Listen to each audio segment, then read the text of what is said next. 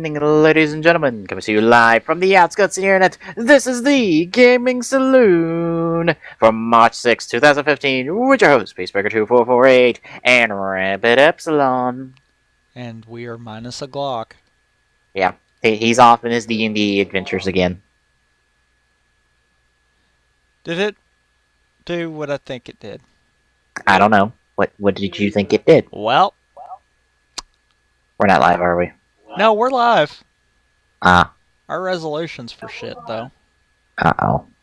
That's not good. That no bueno. That no bueno at all. Why did that happen? XSplit? Hang on, I gotta see this because the dashboard does not seem to want to play the stream if I pause it. So I have to refresh it. I'm at 640 by 360. Oh. I'm normally at 1280 by 720. That's why it looks a little blurry in places.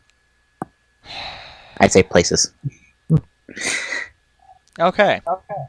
With that being said, we're going to pause the stream right here and we're going to come back when I fix this because it's freaking aggravating me. But anyhow. I understand that. Be right back, hopefully with less errors.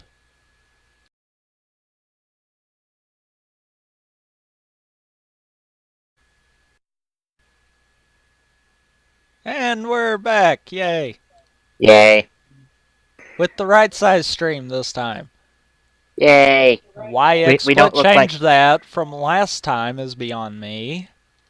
But we don't look like shitty 240p YouTube videos. Of course, you know, I'm kind of thinking that part of that is the same reason as to why I had to reset everything for TGS.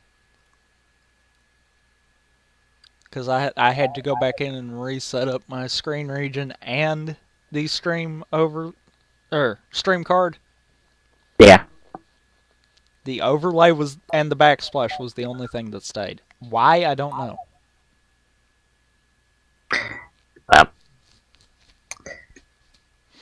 So, we've been playing this the last couple weeks, since that's going to become a regular thing now. Oh, God. Honestly, a lot of Wii U stuff. I swear I've probably played more on my Wii U than I have anything else. I know that feeling. Because I keep hearing about, hey, those Grand Theft Auto 5 heists are coming soon, and I'm like, oh yeah. Yeah, I'd love to play that. As my Xbox sits on the bench in my room, knowing full well that it will probably overheat the next time. Overheat and kill itself the next time it gets turned on. Yeah. And I've decided to say, fuck it. If it's gonna try to overheat, I'm gonna fuck it. I'm gonna let it ring red ring. Because my nephew's over and he's like, I will play Grand Theft Auto 5. And I'm like, fine. Play it. I don't care. Let the sumbitch red ring. Let that sumbitch fucking red ring. That way, he can stop asking me about it. Because every time he comes over now, he's like, can you plug up the Xbox? And I'm like, no. So I'm just like, fuck it. Red ring it. Burn it. Let it fucking explode as long as the hard drive stays intact.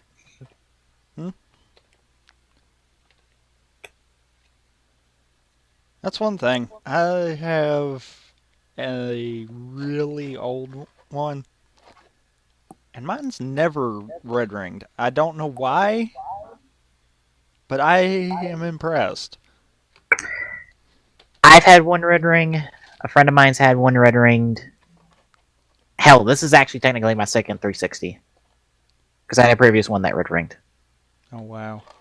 So, this is my second 360. It's the old, big white model, but it's red ringed.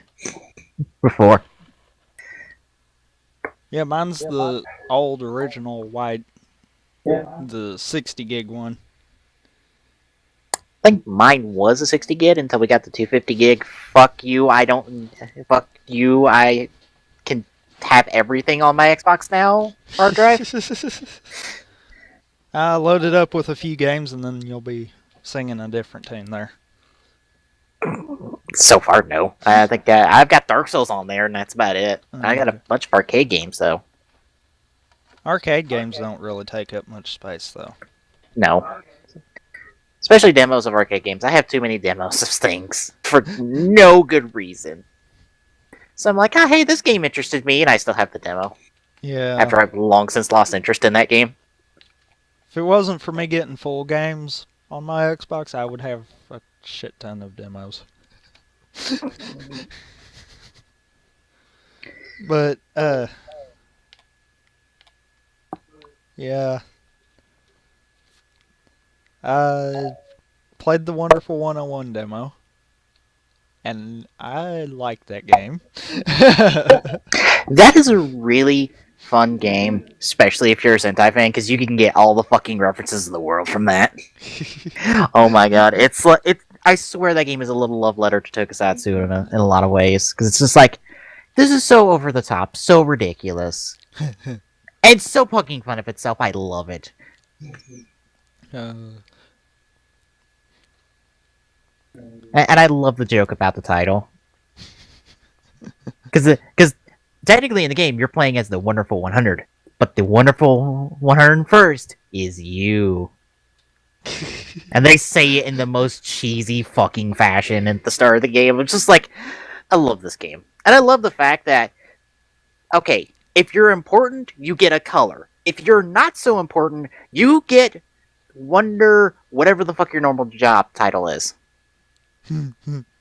So it's like Wonder Janitor, Wonder Bullfighter, Wonder Artist, Wonder Kabuki Dancer? I don't know. Fuck it. But I just love that, and they all have their own costumes. Oh god. So they are important enough to at least have a costume. And I'm just like, I love this game. I need to go back to it. But yeah, I've been playing that. Been playing the 3 that everyone knows that I have. Also, Club Nintendo, I wound up getting enough points, so I got Super Mario World. Ooh. Because I didn't have enough points for what I was actually wanting to look for. But anyway. What were you looking for? I probably wouldn't have wound up with enough points, but I was kind of looking for some of the newer titles, so to say. So up in the 900s. Yeah. I was up there, but I either owned that game or I think it was still too high for me.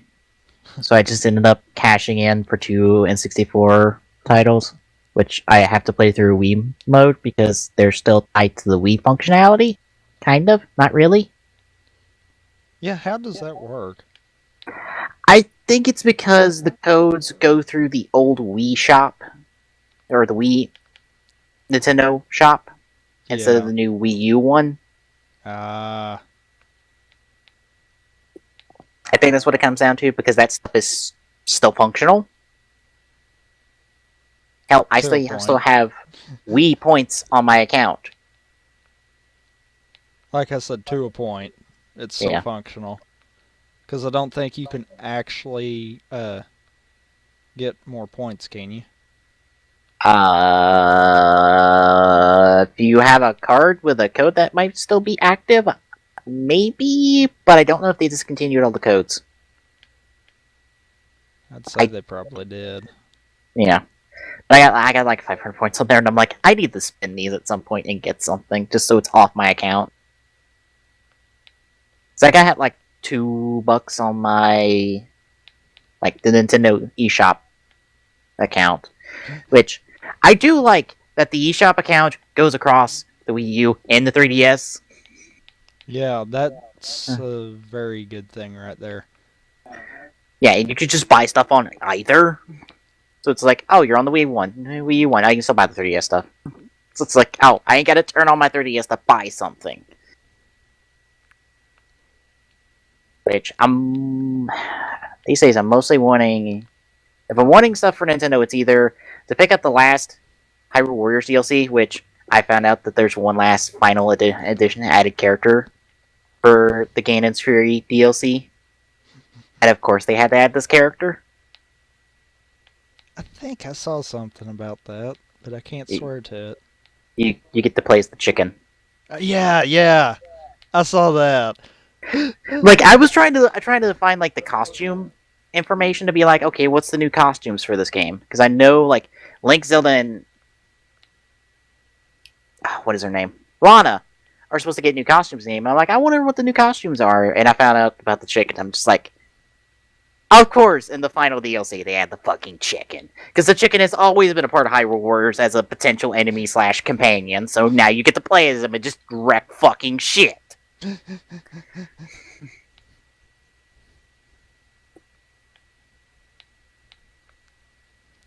Yeah, it's that or picking up like any of the half a dozen Fire Emblem Awakening DLC.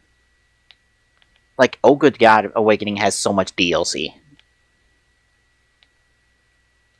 Like, it's 5 different 3-packs of maps.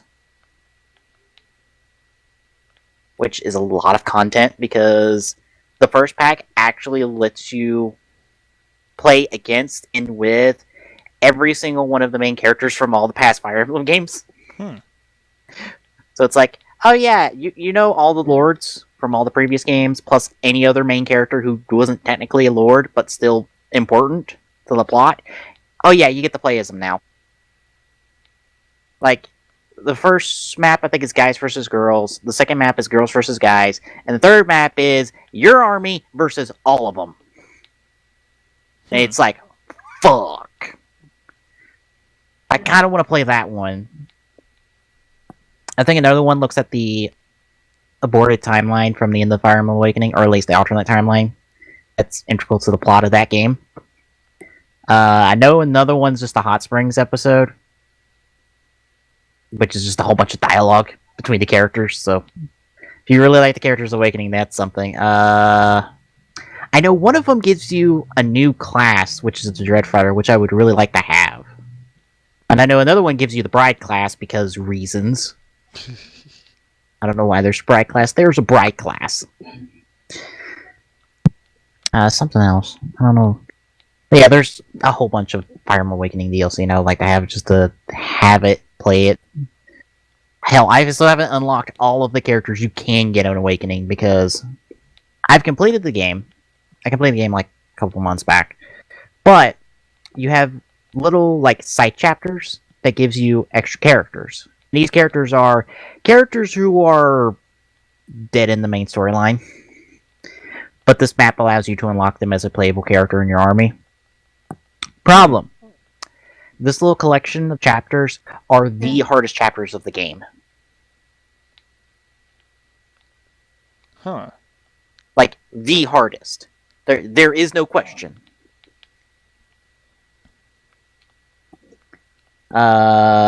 And one of them allows you to pull in the... I want to say it was like... I think it's the last side chapter. Yeah, the Radiant Hero. Which allows you to unlock somebody who may or may not be a descendant of Ike. Maybe. It's very weird. He acts like Ike, and he's very aware, if you catch my drift, of things going on. Like fourth wall breaking aware. Huh. But if you can defeat him and his little group, then you unlock him. But that you have to... Let's see... Yeah, there are 50 enemies on the battlefield. You bring Chrom plus 29 other units. That is 30 units you're controlling against 50. That is the most number of units you can have on a map in Awakening in any chapter. That is a shit ton of people. And the wiki page I'm looking at tells you bring in 30 max units. No question. And I'm like, I don't even have like 10. Jeez. Fuck. Like, this is the hard... Like, when I say that this collection of chapters is the... where you unlock some of these characters, it is the hardest bunch. I have failed doing so. I haven't tried the Primo one because I'm not that crazy, but I've tried the others, and I've gotten a couple of them, but I haven't gotten them all. Because I've gotten Prom's mother, and I've gotten the asshole that killed her. Very awkward, I know. But I've gotten those two, but I haven't gotten, I think, a couple more of the major generals there from the game and Prima. So. Anyway, what else have you been playing? That's kind of about it. Oh. Wait. Me and Glock were playing Unturned last night. It's I don't know what the... kind of... It's kind of along the lines of Minecraft.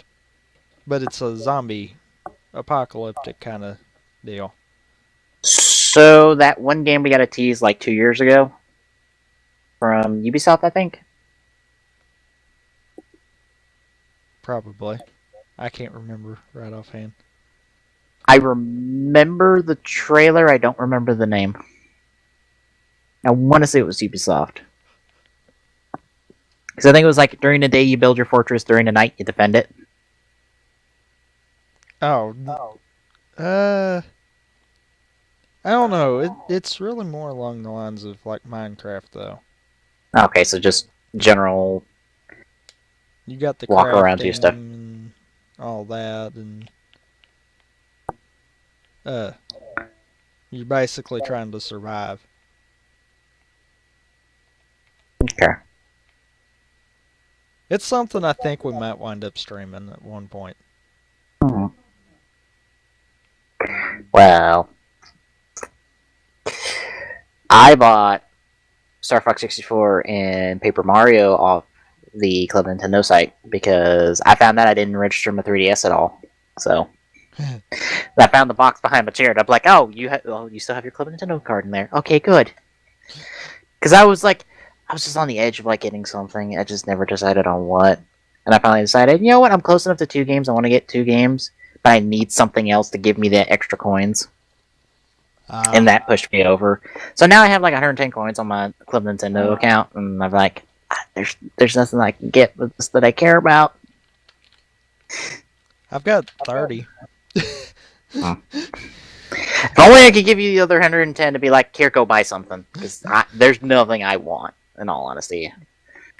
Honestly, everything that I was kind of looking at getting was way out of my area. It's one of those that if I'd realized that you could link your Club Nintendo account and your Nintendo eShop account, I probably would have had more than what I did.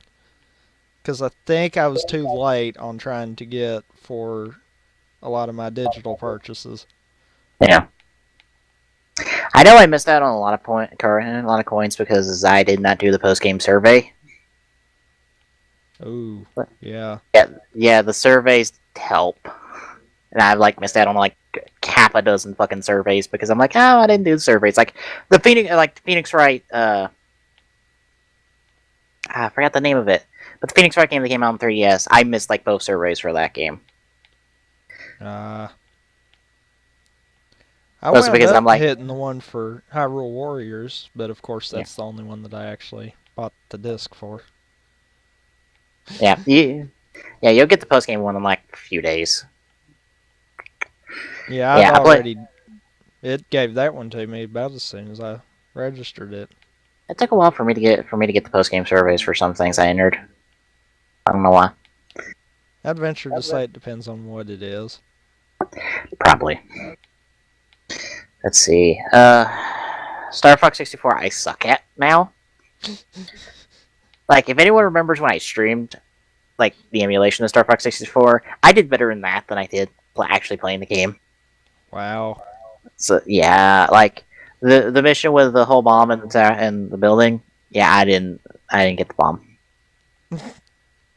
I got everyone from Star Wolf down except for Pigma. Very coincidental, I know.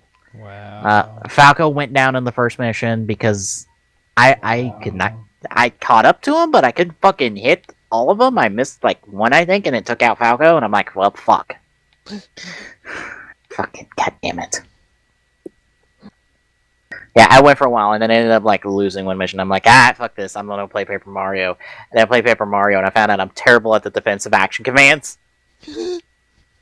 And that kind of fucked me at times because I'm like, grinding? What is grinding? I don't want to grind. I just want to play the game. So I'm just kind of like trying to run through the game in a quick-ish fashion. And that don't exactly work. No. Plus, I'm being very dangerous with my level ups because I'm like, oh, I don't have to worry about health. So I've only leveled up health to like 15. Oh boy. So I'm like, I don't have to worry about health. I don't have to worry about how limited my backpack is for items. I don't have to worry about picking up health items. Yeah, I'm in the desert area. I'm in the, what was it, Dry Ruins, I want to say? Oh, yeah. Kind of going through that area. But yeah, I have so much nostalgia for that game.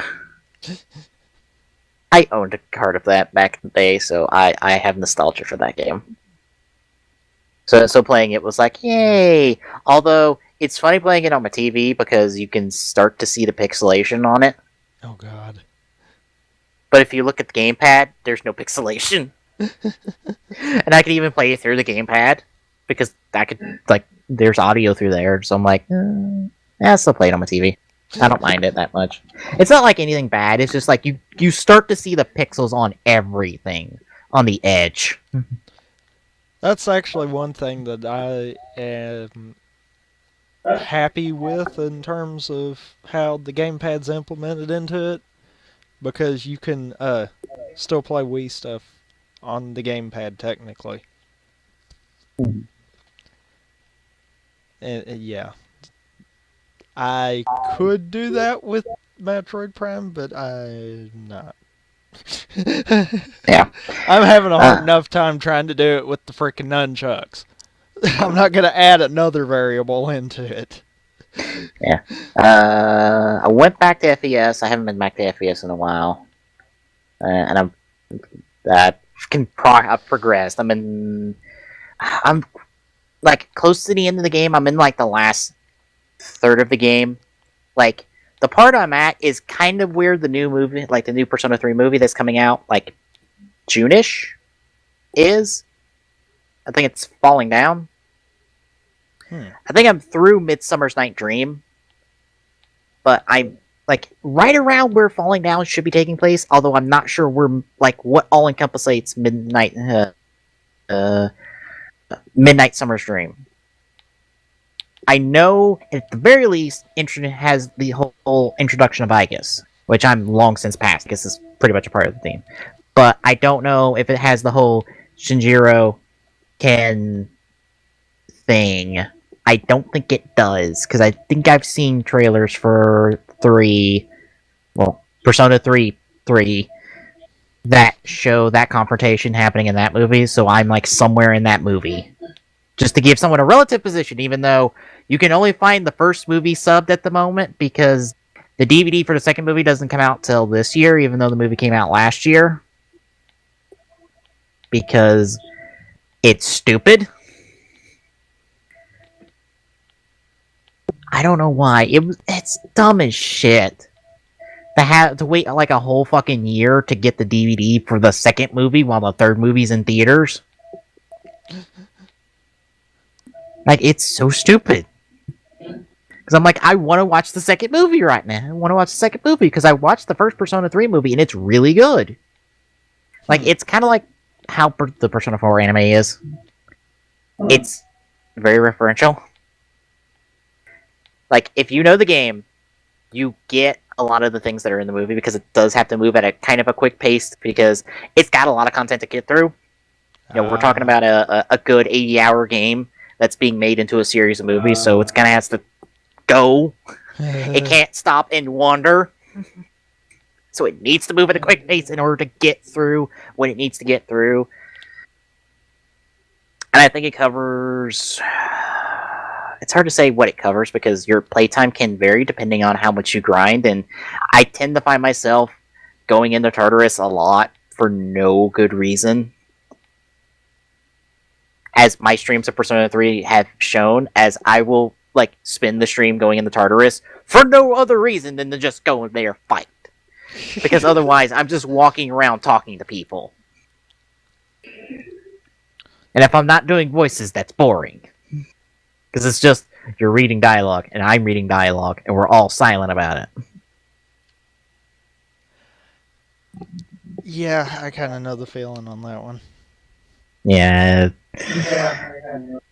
but I'm somewhere in there. I just like went through that entire scene, the entire heartbreaking scene. If you know what I mean, I'm not trying to spoil it. So if you know what I mean, you know what I mean. If you don't, you don't. Don't worry about it. But I'm through there. I think I'm really close to the final full moon ops that get rid of the last of the major shadows. And that moves into kind of the last couple, like, either the last month or the last couple months of the game, which is all just a mad dash rush up Tartarus for reasons. I won't be specific, but there's reasons. And once you're through all that, then I think there's like I'm really close to the choice. Like after that point, it should be the choice between the normal ending or the good ending. I'm gonna go to the good ending because I always try to go for the best ending when it comes to a Persona game. Go that route. Play the last month of the game because you get a last month extra if you go the good ending for reasons. Very vague, I know, but I'm trying not to spoil it.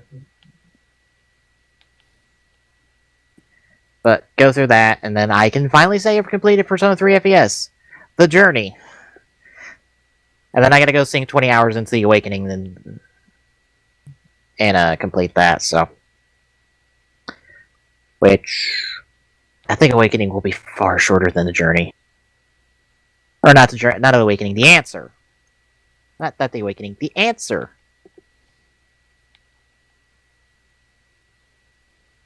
So that was that. I'm still puzzled by the fact that Persona Q and Persona 4 Dancing All Night are in canon for whatever stupid reason. Oh, wow. Because I talk about the whole Shinjiro Kin thing. I mentioned that. That gets referenced in Persona Q, and it's kind of awkward because it's like, you know what happens at the end of that? And it's kind of like, they're talking about this. Okay, I know everyone's going to have their memory wiped at the end of this game because, here's the thing. You know how Persona 4 Arena has all of the different, or the Persona 4 Arena games have all the cast members from the Persona 3 and Persona 4 games crossing over, and it's post both games? Yeah. Well, Persona Q is in the middle of both games when these two teams cross over. So things get talked about, but nothing can happen because they can't. Like, if there's issues between team members that can't be resolved because it has to be resolved in their own game. So you reach that awkward point where people have to talk about things and then they get resolved. I'm like, there's got to be a memory wipe because we can't go further with this plot line in this game because, you know, we got to have that standoff in Persona 3 or some other thing. Which makes me where it's like, why is Persona Q in canon then? Why can't it just be out of canon? It's just like the two teams cross over and have a fun adventure. Yeah, seriously. And then Dancing All Night is in canon because we want to confuse people on the timeline of post Persona 4 because apparently this takes place post Persona 4 at approximately the same time that Arena and Arena 2 take place. And I don't even begin to comprehend that.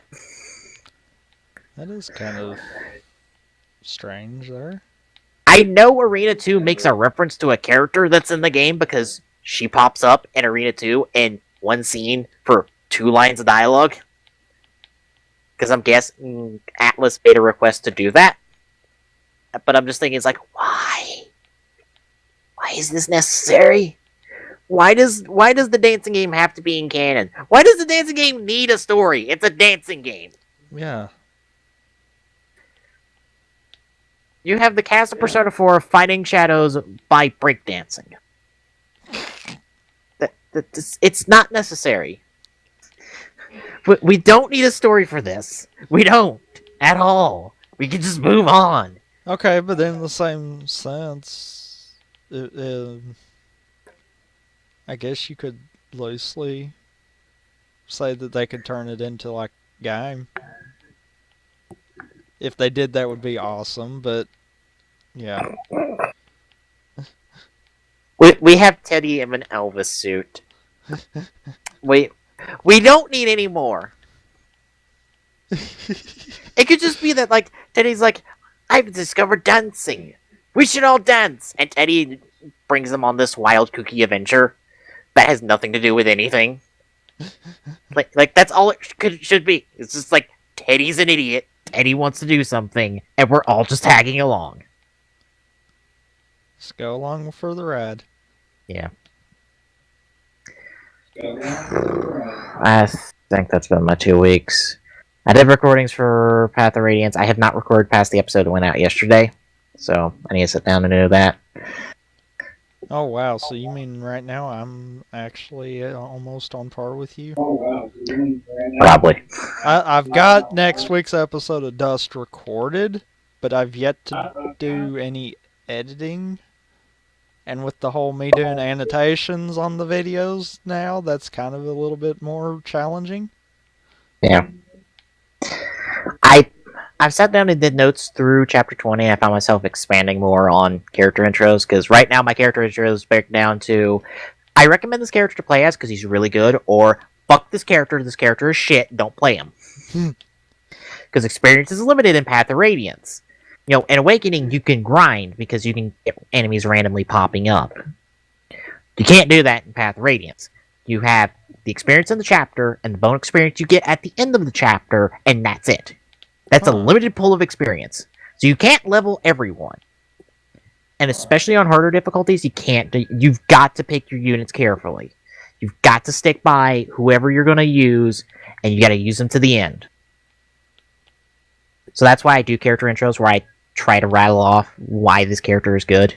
Unfortunately, right now, it breaks down to, this character is good because they're powerful. This character is good because it will literally rip the face off your enemy if necessary. Oh god, why is this sounding like what I'm going to be running into with Hyrule Warriors?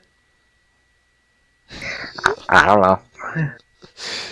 Because I've decided that in the videos I'm doing for it, I'm playing as the character that the game wants me to play as. Yeah. You see where that's gonna go. Yeah. Yeah, it's funny. I hate the fucking dragon guy. I can't think of his name at the moment. Volga. Volga, yeah. Yeah, I fucking hate Volga. Volga's an ass. Like, he can so easily kill you at higher like later levels and higher difficulties. Oh jeez. And it's so subtly because you think you're not being comboed, but you're being comboed, and oh look, you're dead. They're like, fuck you, Volga. I hate you, Volga. I hate that your break chances are so fucking slim. Like, I have upgrades that have the gauge up there longer, and it's still fucking slim to get your fucking break gauges because you're a fucking dick. Fuck you, Volga. Yeah, no, it's like the Oh, when I was going back through the crap. The Skyward Sword level. Yeah. The first one. It's like I got stomped by everyone there. Yeah. He's an asshole. And fuck that giant thing that you have to break the toes on. It's so annoying. Like, Volga's an ass because he's so stupidly difficult. Yeah.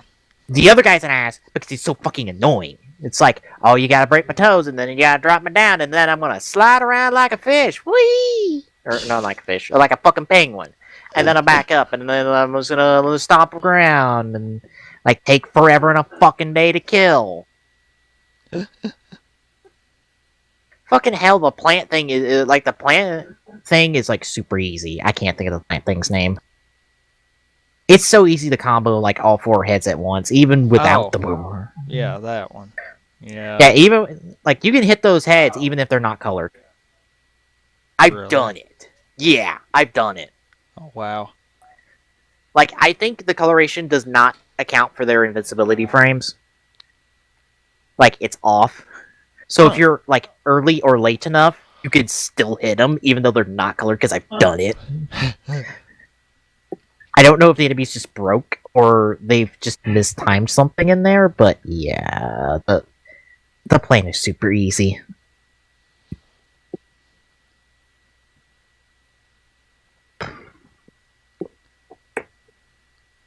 Yeah. I think that's everything. I did not realize that chapter 17 was 4 parts, so I'm gonna have to do some planning on that one. I completely forgot that chapter 17 was 4 parts. I think my episode count is still accurate because I was going off the list of chapters page, and chapter 17 is listed separately for each of the 4 parts. So video wise, it's probably going to be the same because I'm probably just going to break it up like that. I'm just going to have to figure out a cut point.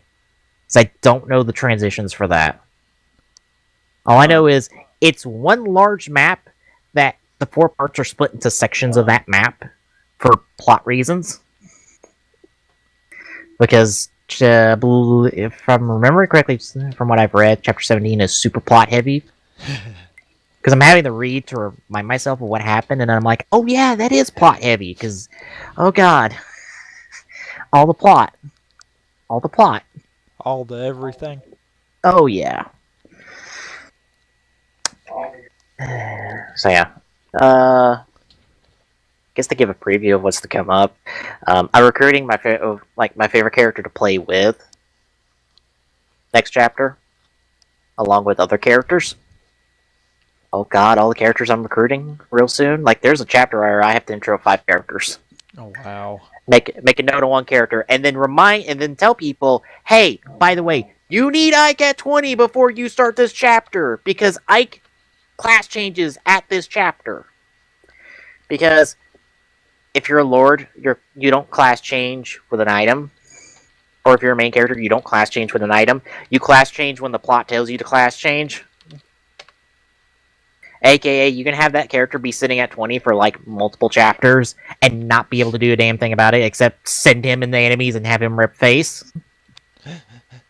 Because the game doesn't expect you to have him at 20 this early.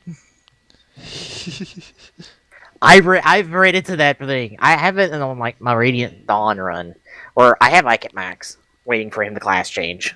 It was just like, hey, Ike, go break face, and Ike goes and breaks face.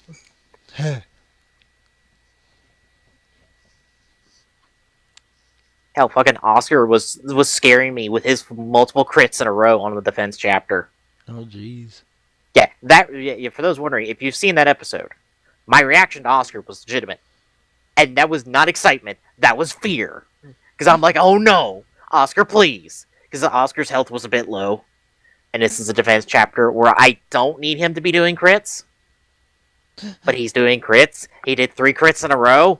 3 crits in a row on his own terms.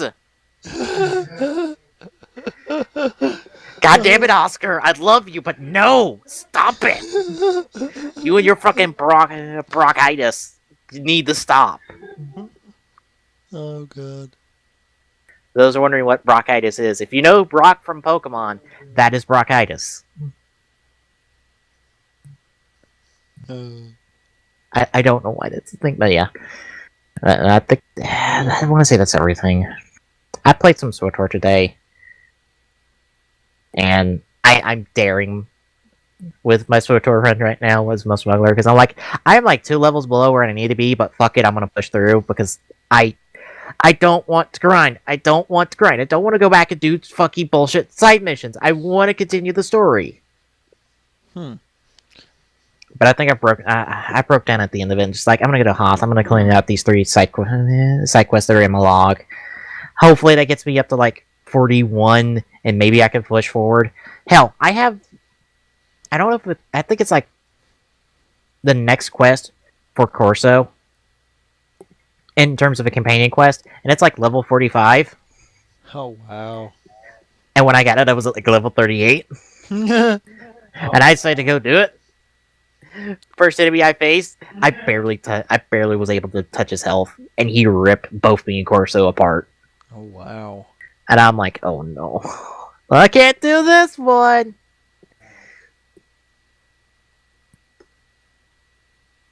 Yeah, I don't think I've been playing anything else. I get to play stuff this week.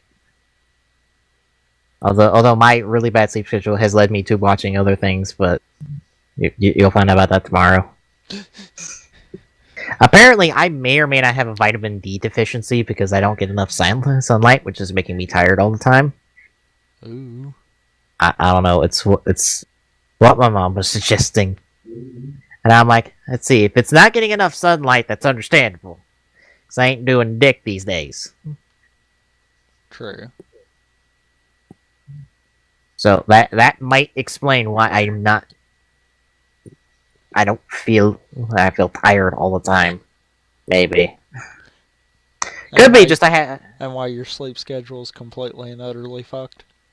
No, my sleep schedule is completely and utterly fucked because I'm an idiot, and if I have nothing to do, I just sleep whatever the fuck I want and just get up whenever I need to do something.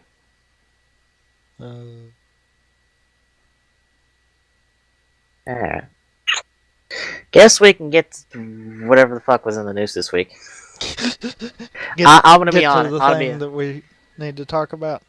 Yeah, I'm gonna be honest. When I was looking through the news, I'm like, "There's fucking dick to talk about." Until the day happened, and then I'm like, "Oh, there's a few things to talk about," but I don't have them here because I don't know. It was just little short things that came out past couple weeks. Yeah, today, like MGS5. What wasn't today? It was like yesterday or the day before. Metal Gear Solid 5 got its release date. Amiibo rumors came out today, which the Splatoon one made me like, oh, what are they doing for Splatoon? Are we gonna get costumes based off characters in Splatoon? Because that would actually make sense. Yeah. Although what the boy and girl Splatoon amiibo would do, I don't know.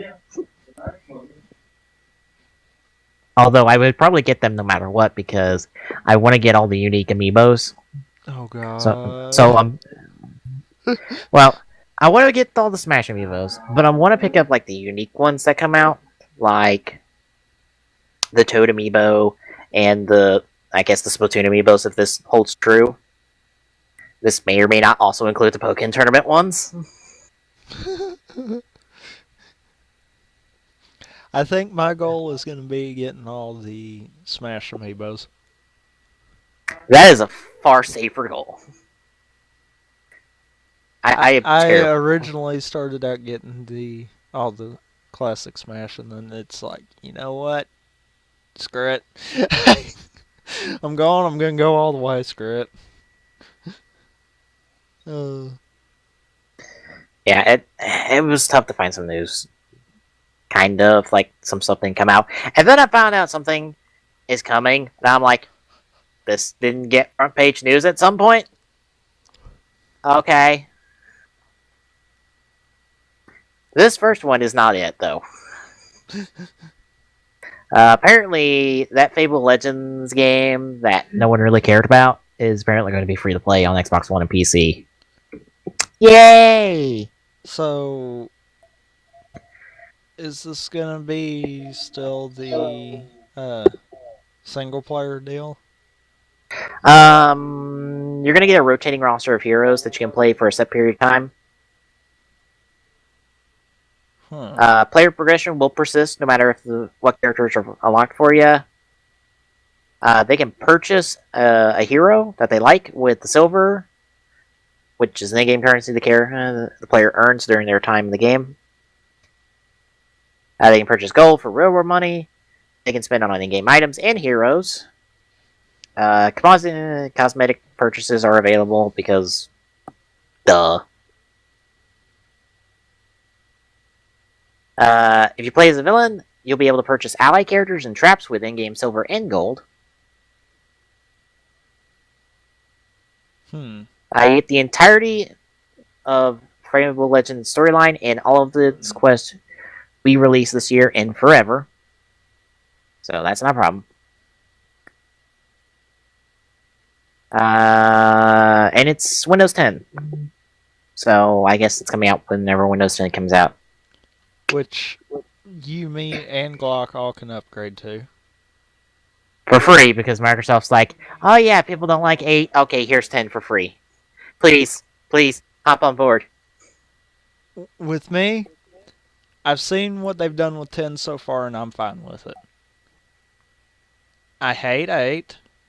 8.1 fixes stuff, but I still don't like it. Yeah. I like 7. But I can legitimately say I have tried 8, so I can now complain about it and not just sound like someone that's only seen stuff and is like, oh, that's stupid. Yeah. I was watching a stream of Mario Party 9, like Monday, and the guy was saying, it's like, it's not that bad. And I'm like, I don't know. I I still watched, or no, Mario Party 9. Oh, Mario Party 9. Yeah. Yeah, the one where you're all in the same car. I don't know. I just don't see the draw. Yeah, it is very different than normal Mario Party, but I don't know if it's a good different. It should be. Granted, he did say, like, yeah, give it a try. And I go, probably should. But I don't have anything. I don't have 9 or the upcoming 10, so.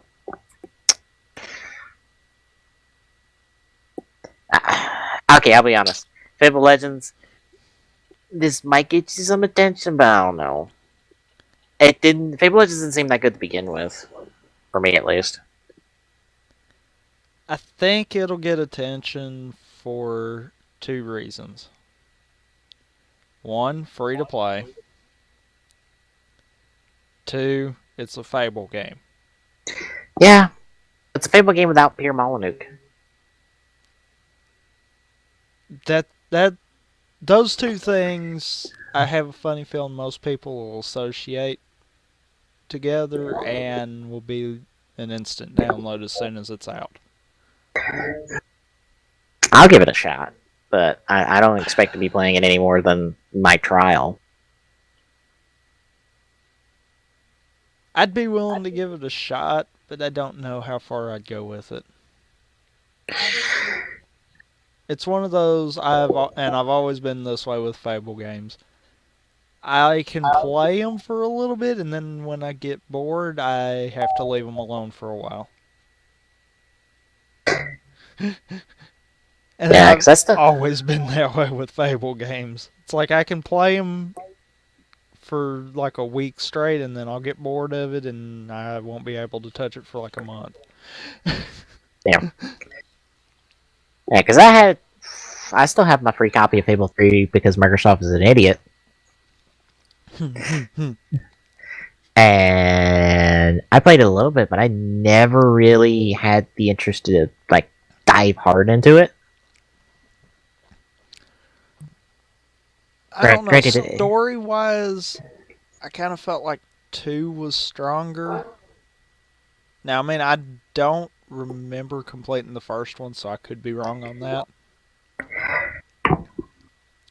But I kind of felt like 3 kind of got watered down. It was more like they focused a little harder on trying to implement multiplayer into it.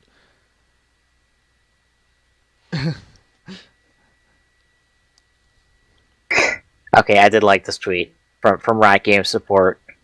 Make someone's day in 3 words. I bought wards. Oh god. Yeah, that is how you make somebody stay in League if you're down. It's like, I bought wards, guys. Don't worry. We're covered. It's like, oh, good. Somebody's being intelligent.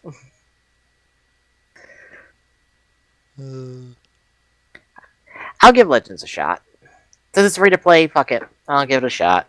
Yeah, same here. Now, Like that. I wonder, is this going to be a Windows 10 launch release, or is it actually going to wait until 10's out for a little bit? I would think it'd be a launch. Because it'll give them some free buzz. I kind of think it'd probably benefit if they waited like a week after launch. That way they could let everyone upgrade that was going to upgrade that first week and then push this out. You know, that week where it's an upgrade with all the upgrades, that's gonna be madness, isn't it? I'm not doing it when it first comes out. Oh, I'm not gonna do it either because I expect the servers to fucking break in half, and I'm not gonna brick my fucking laptop trying to get an update that's not gonna work. I plan on waiting at least a week before I even try it.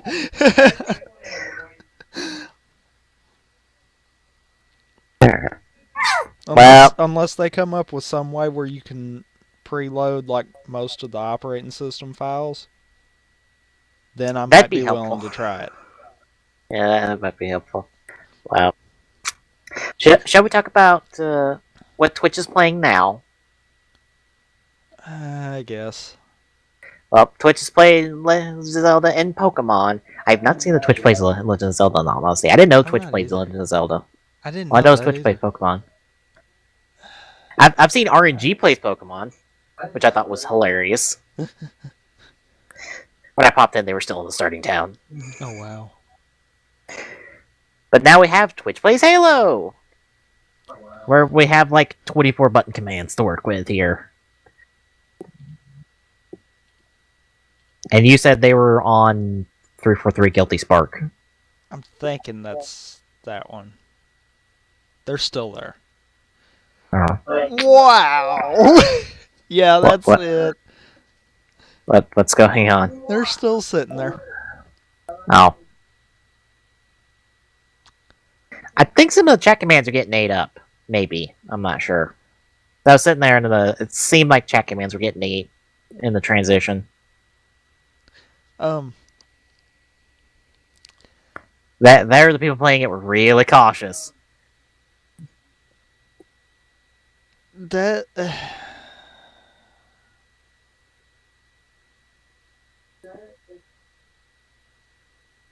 I don't even. I would love to see them complete the entire franchise. My thing is though, did they start out on Pillar of Autumn and move all the way this far, or I think they have, because I looked at their past broadcast. There's enough time there that they could have went through everything up until that point.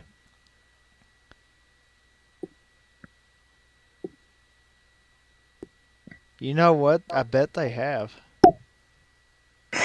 Yay! Because this is 29 hours worth on their timer right now. Yeah. And it looks like they restart the timer per level, I guess. Which, fine. My thing is, how did they kill people? There's a shoot command. Yeah, but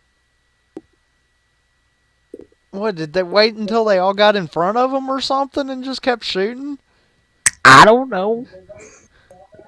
I'm not gonna question things. Or they're gonna proceed to waste all the bullets? I don't know. I would love. You know what? I'd love to see Twitch plays Halos, which is the Twitch channel, if you're wondering. Play Halo Wars. As funny as that would be, you know as well as I do that's not gonna happen. Well, I say that because of the last level. The last level's timed. Oh god.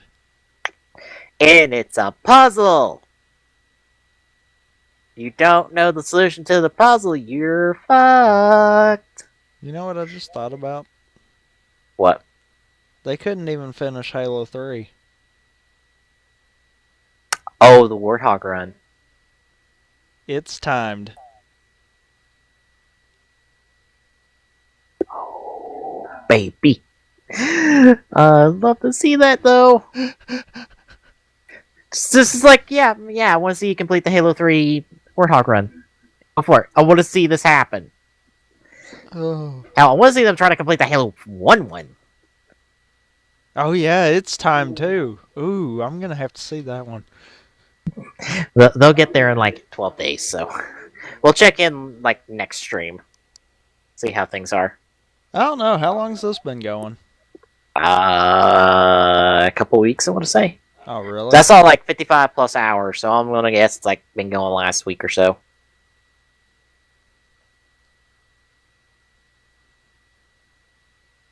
Huh. Well. Yeah, you're probably right then, because they're 343's. I want to say like 2/3 of the way through it, if I'm remembering right. I think so. I'm not that familiar with Halo 1 as others, so. I'm thinking it's the sixth or seventh mission. I can't remember.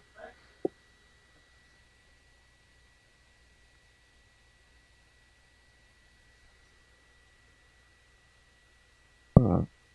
Well, this is the article I was talking about that I'm surprised this didn't get more front page news because, you know, we all used to fall in love with Rock Band, and Rock Band 4 is coming out. You didn't know? Well, neither did I. Like, literally, this was the first I heard of it. When I was digging through articles, I'm like, how the fuck have I not heard about this before? Like, if people just have, went so far away from the music peripheral games that are like, oh, Rock Band 4 is coming out, I don't care. And no one wants to report on it. I think it's one of those the Rock Band really, while it was big, Guitar Hero always kind of took it over. It's like it was there, but kind of in the backlight of it. So Yeah. I think that still kind of is what's going on. Granted, Guitar Hero went and killed itself by oversaturating, and Rock Band kind of just steadily went on releasing crap tons of songs.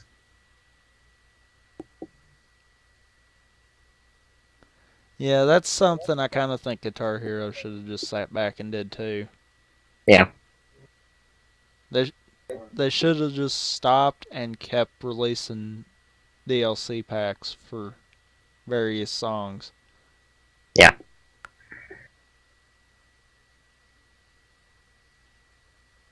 And guess what? Rock Band 4 is coming out this year. Hmm. Let's see. Apparently, Harmonix wants to bring it back to basics. I'm trying to find a good quote here.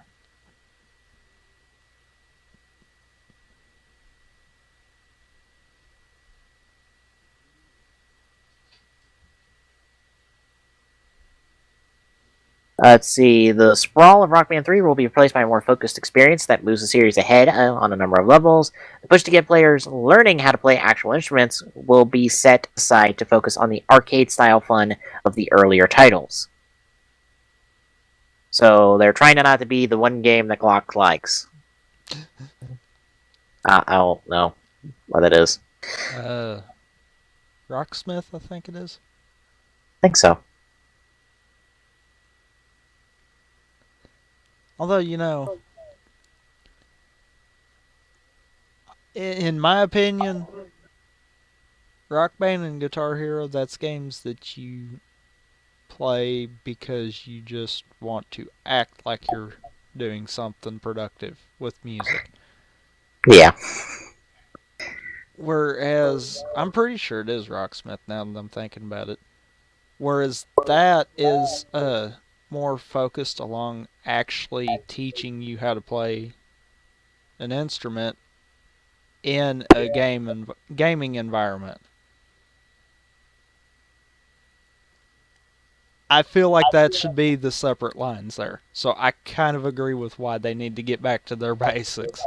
It's like quit trying to make everyone rock stars. Just do your thing and go with it. Let's see. Your songs will carry over from previous games as long as all licensing issues are taken care of and all sorts of other stuff. That's the only thing kind of holding them back is licensing things, and that's understandable, considering like everything's licensed. It's been 5 years since the game came out, so I'm sure licenses have to be renewed.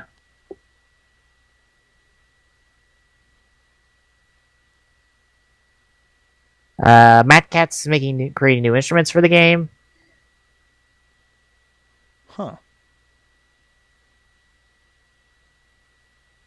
They're working aggressively to get the old instruments to work. There seems to be issues. Well,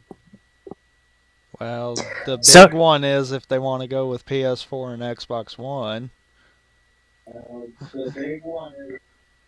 What USB ports? Uh huh. Number one. Number two, I'm would venture to say they use different wireless connections.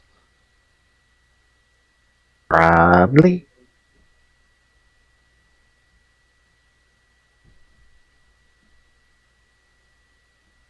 Let's see. The keyboard, it will not be coming back for Rock Band 4. Aw. So it's only guitar, bass, drums, and vocals. There's no pro So, guitar or keyboard support. so basically, they're kind of going back to light Guitar Hero kind of concept. Yeah, it seems they're very much pushing the idea that they want to go back to basics.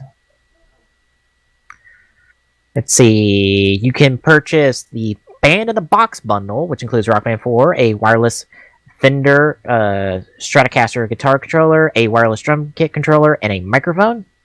Guitar bundle, which includes the Rock Band 4 game and a wireless Fender Stratocaster guitar controller, and a special wireless Stratocaster guitar and guitar controller featuring custom artwork of Gabe from the Penny Arcade webcomic. It will be only available via online or on-site pre-orders at the Harmonix booth during PAX East, which is right now, as of the recording of this episode, because PAX East just opened today. I know because I had someone who was having parking issues trying to get there and gave up and went home and got drunk and streamed. Pro Jared was having a nightmare of a time trying to get flying to fucking Boston. Yeah, I think he finally got there like a couple hours ago. Or he's en route. He finally got a flight in there a couple hours ago, so he's working his way there. Talking about a little bit about the whole crash of the whole phenomenon when it came to rhythm games back in the day, and a little thing about remembering what's important. So yeah, I was surprised that this didn't get more coverage. Yeah, seriously. Because I would fully expect Rock Band to get a lot more coverage, but especially now that Guitar Hero's out of the picture. Yeah. Because, like I said, I can, to a point, understand Rock Band always was kind of the back end. It was more, when people thought of rhythm games, it was Guitar Hero. That was the first thing. But everyone also fails to realize Rock Band was just as big, too. Hell, it survived longer than Guitar Hero did. Yeah. And we were just talking, what was it, late last year, that the Rock Band network was finally getting shut down. Late last year. When was the last time you got to hear something about Guitar Hero? It's been a few years. Yeah.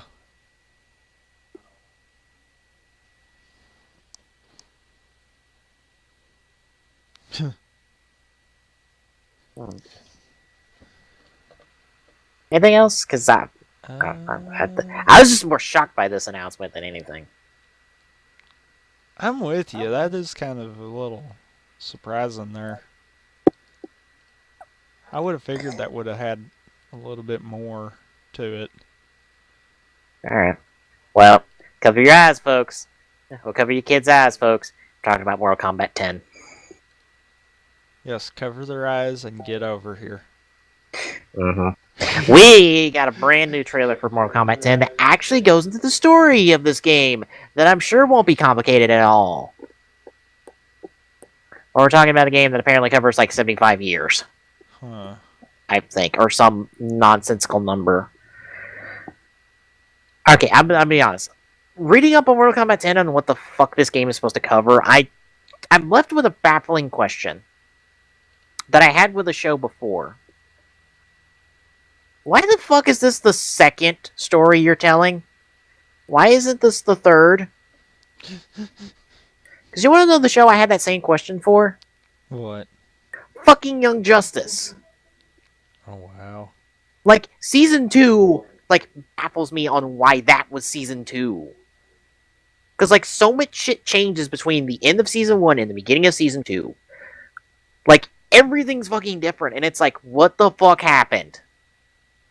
it felt like there was a story in between season 1 and season 2, and we missed it. And whoever was in charge of Young Justice was like, we're gonna skip that boring story that was in season 2, and we're gonna go to season 3. Because characters keep referring to things that happened, and you're like, what the fuck? The fuck happened? And I feel like that's the wrong question to be asking. Because you should be asking, what the fuck just happened, instead of what the fuck happened? Like, what did we miss in all this? Because I felt like lost at times in Young Justice in season 2, because I'm like, the fuck? Why? What did you people do? Oh, wow. You sound like you people, like, fucked up the world at some point. Like, there was a falling out somewhere hard. Like, there were relationships that were shattered, and we thought we were in a good place at the end of season 1.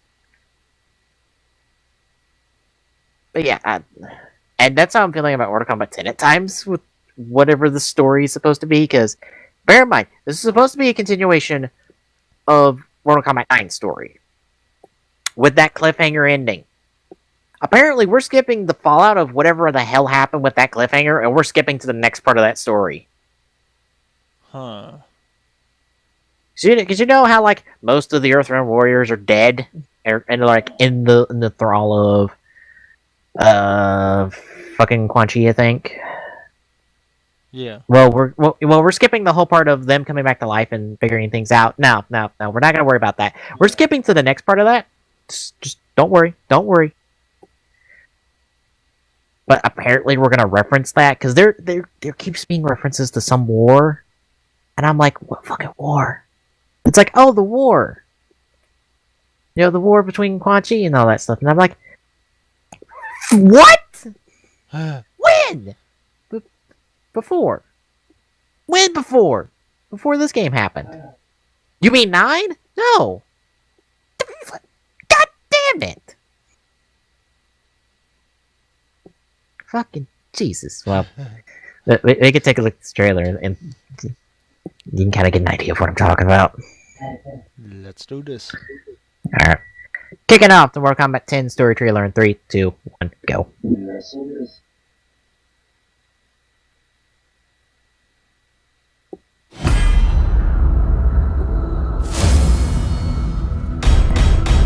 Takahashi Takeda, Jacqueline Briggs, Kung Jin, you are not welcome here.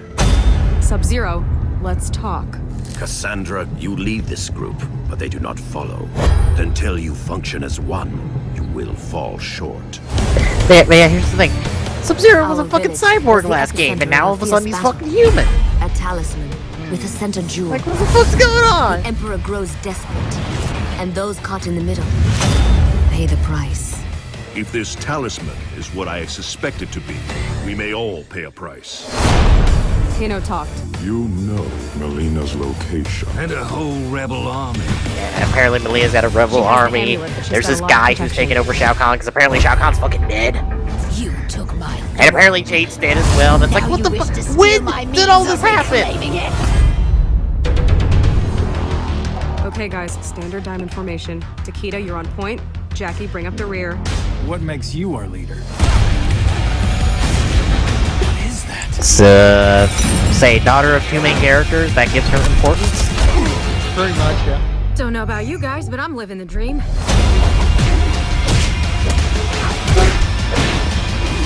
I mean, it's nice that Mortal Kombat's like, we want to put a real emphasis on story, but I'm like, the guys missed the step somewhere. Although this game still looks fantastic. And gory as fuck. Well, it's a Mortal Earthrealm's Kombat fate game. lies with you. Well, I mean, it feels like they've, like, amped it up a bit. Like, it's a lot more detailed. Is, like, the best way I can put it.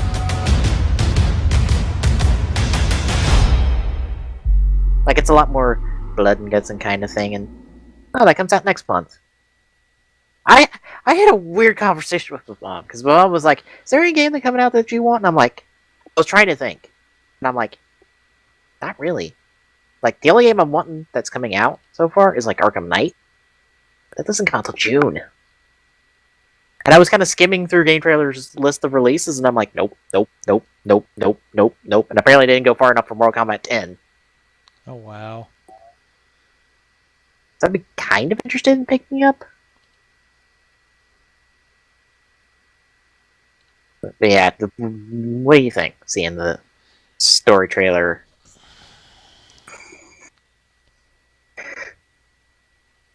I don't know enough about 9, but looking at 10 on its own, it looks alright to me. Yeah. But like I said, I don't know enough about 9 to really make that connection there. To be honest, you'd probably be just as confused as I am, because I'm like, I know the story of 9. What the fuck happened? Like, Sub-Zero, when'd you get a human body? Melina, when are you leading a rebel army? Where the fuck's Shao Kahn? Why is this asshole in charge? I mean, where did this Mayan motherfucker come from? Like, when the fuck did Sonya and Johnny have a baby when they were dead? What the fuck happened? Like, it feels like shit went down and you missed the party. And now you're in the after party. You're just like, just that awkwardness of just like, well, I'm here drinking, trying to fit in, but I don't know. I don't understand things. That's how I feel about Mortal Kombat 10. It's just like, what the fuck? Maybe Please they'll tell me go it's back and make it all make sense in the game kind of deal. I hope so, because apparently, like they've said, this game takes place over like a 75, 25, some ridiculous number of years. So I hope this game explains what the fuck's going on, because everything they show was just like, we're not worried. It's like, don't worry about the ending of Mortal Kombat 9. It's not important. And I'm like, the fuck you say? No. You get back here and you explain the end of Mortal Kombat 9. You get back here and start talking about that. Maybe it's a case of everything except the ending of 9 is true. But the entirety of Mortal Kombat 9 was a retelling of the stories of 1, 2, and 3. Except events were changed. Because time travel was involved. Kind of. Oh, God.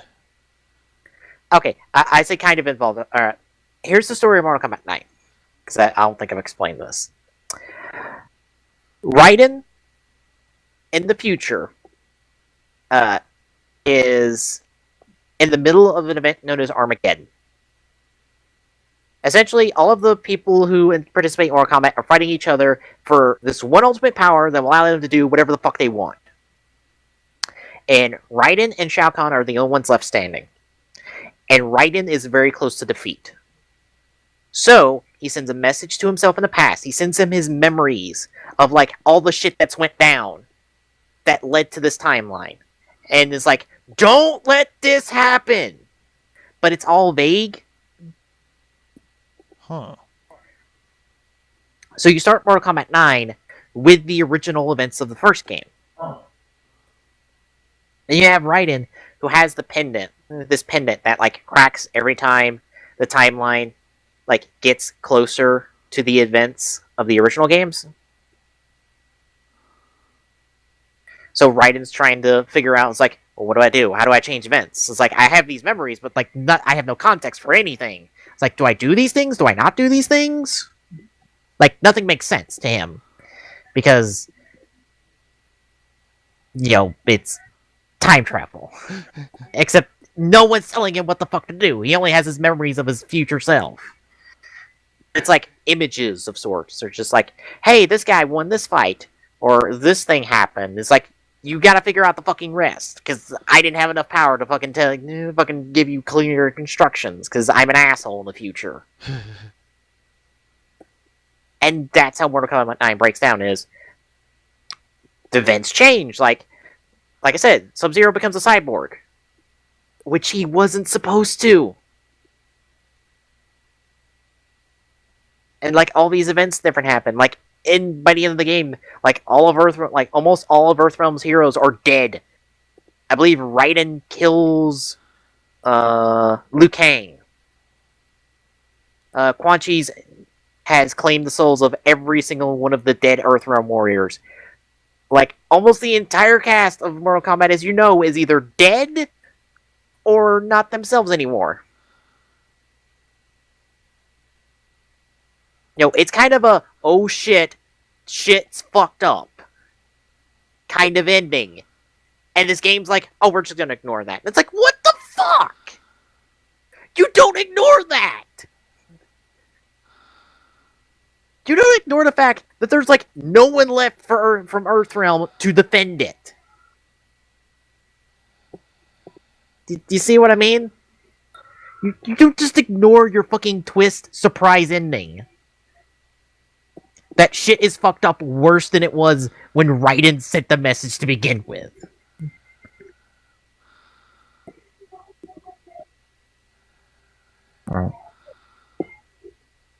I've ranted into Mortal Kombat 10 enough. Let's talk about something a little less aggravating. And more something I keep seeing commercials for, so I might as well mention it. And that because would be? Dragon Quest Heroes. Hmm. Well, you know how Hyrule Warriors is? Yep. Imagine that for Dragon Quest now. Because apparently that's a thing. Hmm. Like, I don't know what it is about these Dynasty Warrior style of games for other franchises, but they keep popping up. So we've had Battle Red War. We've gotten Hyrule Warriors. We've gotten, like, the One Piece games. Now we're getting a Dragon Quest, like, Dynasty Warrior style game called Dragon Quest Heroes, which actually looks pretty good from the commercials I've seen. You know, though, really, I think it boils down to, can they tell a good story behind it? Well, it's coming stateside, so it will tell a story. But you see what I'm saying. Yeah. Because, like, with Hyrule Warriors and Battle Red War, they both have stories that are good.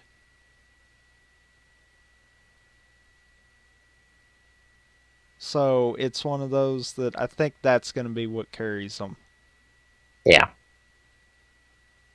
Because let's face it, if you took the story out of Hyrule Warriors, would it be as good of a game as it is?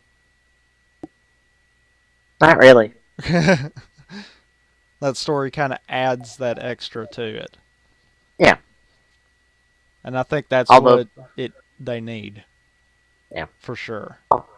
Although I think it would have been funnier if, in this whole crossover element, you had the 3 different links from the 3 different games pop up as well, along with the various characters.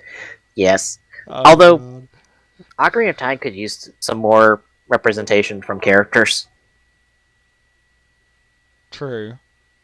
So it's like, okay, Wind Waker gets one person, and that's Fee. It's like, you don't get anyone else from, or not Wind Waker, Skyward Sword. Yeah, Skyward. It's like, you get Fee. It's like, okay. Ocarina of Time gets the, what is his name? Dude with the big-ass hammer. Oh. And the Zora chick, who you don't even unlock in the main game. You have to unlock her in adventure mode. Oh, wow.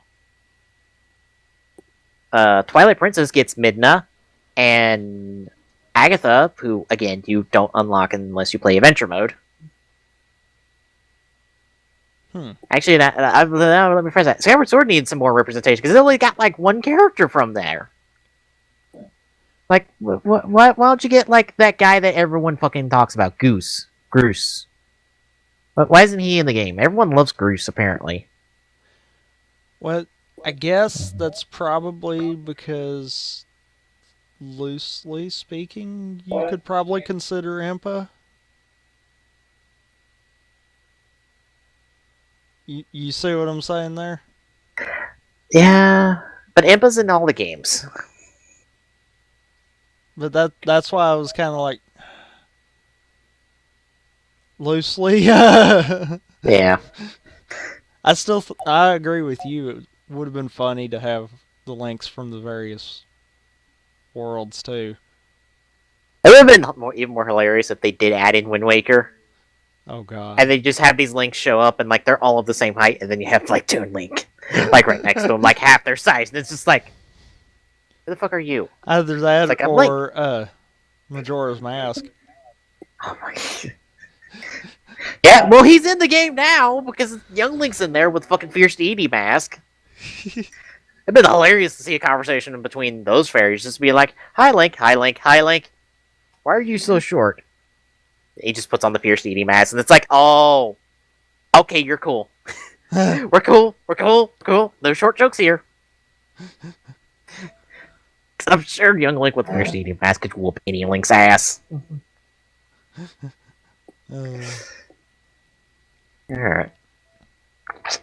That's all I wanted to mention, because I just wanted to get it out of the way. So I got tired of seeing commercial for it, because I keep seeing commercial for it actually during Arc 5 streams. Oh wow. Yeah, I keep seeing it during Arc 5 streams, which I will say, when I'm watching Arc 5, I do sometimes get Shuriken Sentai commercials. I got a Shuriken commercial during Arc 5, and I'm just like, what the fuck? Isn't this supposed to be like 6 in the afternoon over there? Why am I getting Shuriken commercials?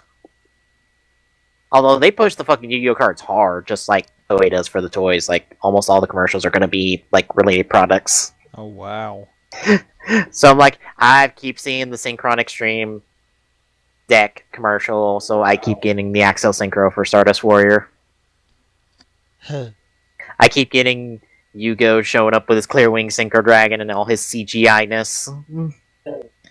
Where we can't show his face because you'd probably be horrified if you did. The Yugi booster pack thing or something or another. I don't know what the fuck it is. All I know is there's a Yugi thing for both of the Yugis from the original show. It's like these separate pack ideas, I think. I'm not sure what it is. I keep seeing all those commercials, so. Let's talk about Battlefield Hardline.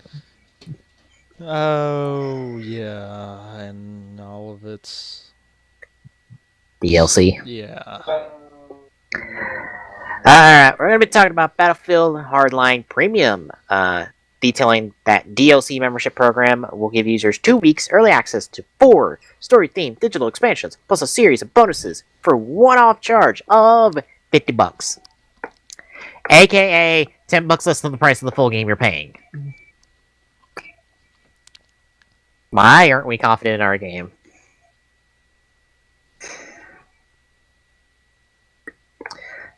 Let's see. 4 expansions will feature their own story and come with new multiplayer maps, modes, vehicles, and other in-game content. When we've got synopsises: criminal activity,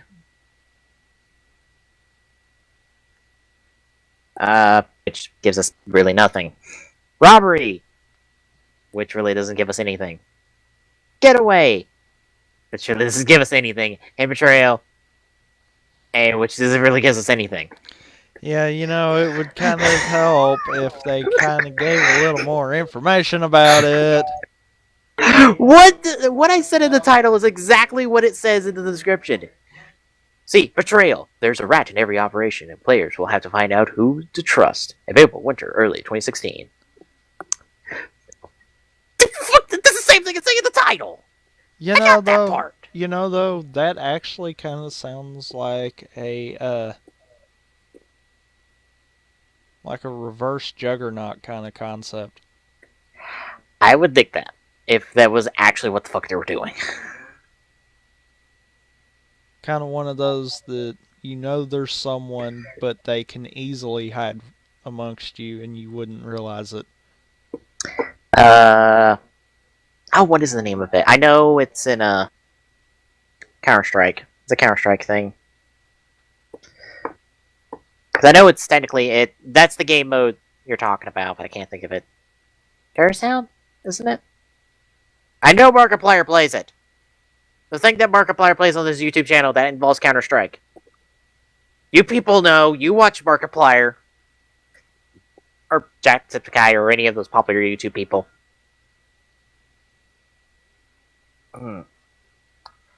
Let's see. Murder. On Yes. Gary's mod. Yes, that Yeah. thing. I don't Took remember. me a second to think about it because that was one of those I knew I've seen it, but the only thing that was popping in my head at the moment was Prop Hunt, and I was like, no, I know that's not it. Yeah, it's not Prop Hunt. It's the other thing Markiplier plays, because I've seen him play it. Because I've seen him play it, because I saw him play it on like a Toy Story inspired map. Anyway. You'll get access to DLC 2 weeks ahead of general release. Yay. We get to say that twice. Harley Premium package also contains 4 additional in-game features. It is not clear if these will be sold separately. Age disguises them below. Masks. New player masks. Gun bench. Provides players with the ability to visually customize their weapons and track their kills per weapon. So you get to play with your guns. AKA a thing that actually be fucking useful outside. Competitive play. Support for competitive play through Hardline Media's premium access only tournaments and ladders. Legendary status. Provide replayability of the entire progression system. AKA the thing that Call of Duty's been doing for fucking years. So, prestige. Yes. Mm-hmm. And the competitive play, really? They've got to hop into it also? Why not? Everyone's hopping in the competitive play. Yeah, but why do they have to provide it themselves? I don't know. There's plenty of sites out there that do that. Let's see. 12 gold, battle packs, additional personalization options including gun camo and ammo skins. Ammo skins. What? What? Hang on. Wait a minute. What? Why? Ammo skins? Oh my god. I'm sorry, but I don't need to personalize my fucking bullets. Oh god. What the fuck? Why is it that when saying that, am thinking one of two things is going to happen? You're going to see people that are shooting their gun and it be sparkling all the way to you. Or a frickin' rainbow following the bullet. Why do I have a feeling that's going to be two things that will happen? Probably. This probably will. Like ammo skins? This seems unnecessary. What the fuck? This seems completely unnecessary. Ammo skins. Oh my god. I hope that's a typo that's supposed to be armor skins, but I doubt it. Oh, I doubt it too. See, access to double XP and priority position in several server queues. Yay! You get preferred status, pretty much. Oh god, I can't believe you had to say that there. That's what it fucking is. It's preferred status. Except for how most games, to get preferred status, you've only got to pay $5, you got to pay $50. You just times it by 10. It's no big deal. Way to go, EA. Way to fuck that one up. Hardline comes out actually in a couple weeks. It comes out 17th. Oh, Actually, we'll be talking about the release this year soon. Or at least mentioning it. More than 7 million people play the game's beta in early February, EA has said. PC, PS3, PS4, Xbox 360, and Xbox One all will be your home to your Battlefield Hardline experience.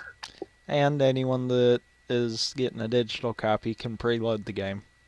Yay, preloading! The best idea in the fucking world, in all honesty. Yeah, I've got to agree with you on that. And I'm actually happy to see... I saw something here the other day that Nintendo's doing the same thing with Mario Party 10.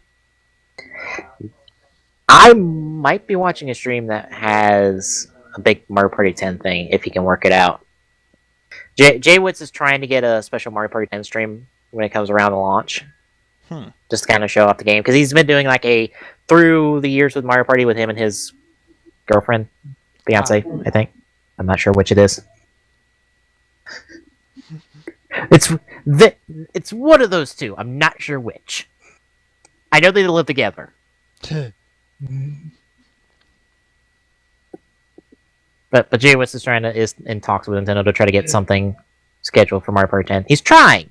I don't know if he succeeded or not. All the luck to him on that one. I know Nintendo's not the most cooperative of companies when it comes to content creators, as their track record has proven. Time and time again. Yeah. Alright.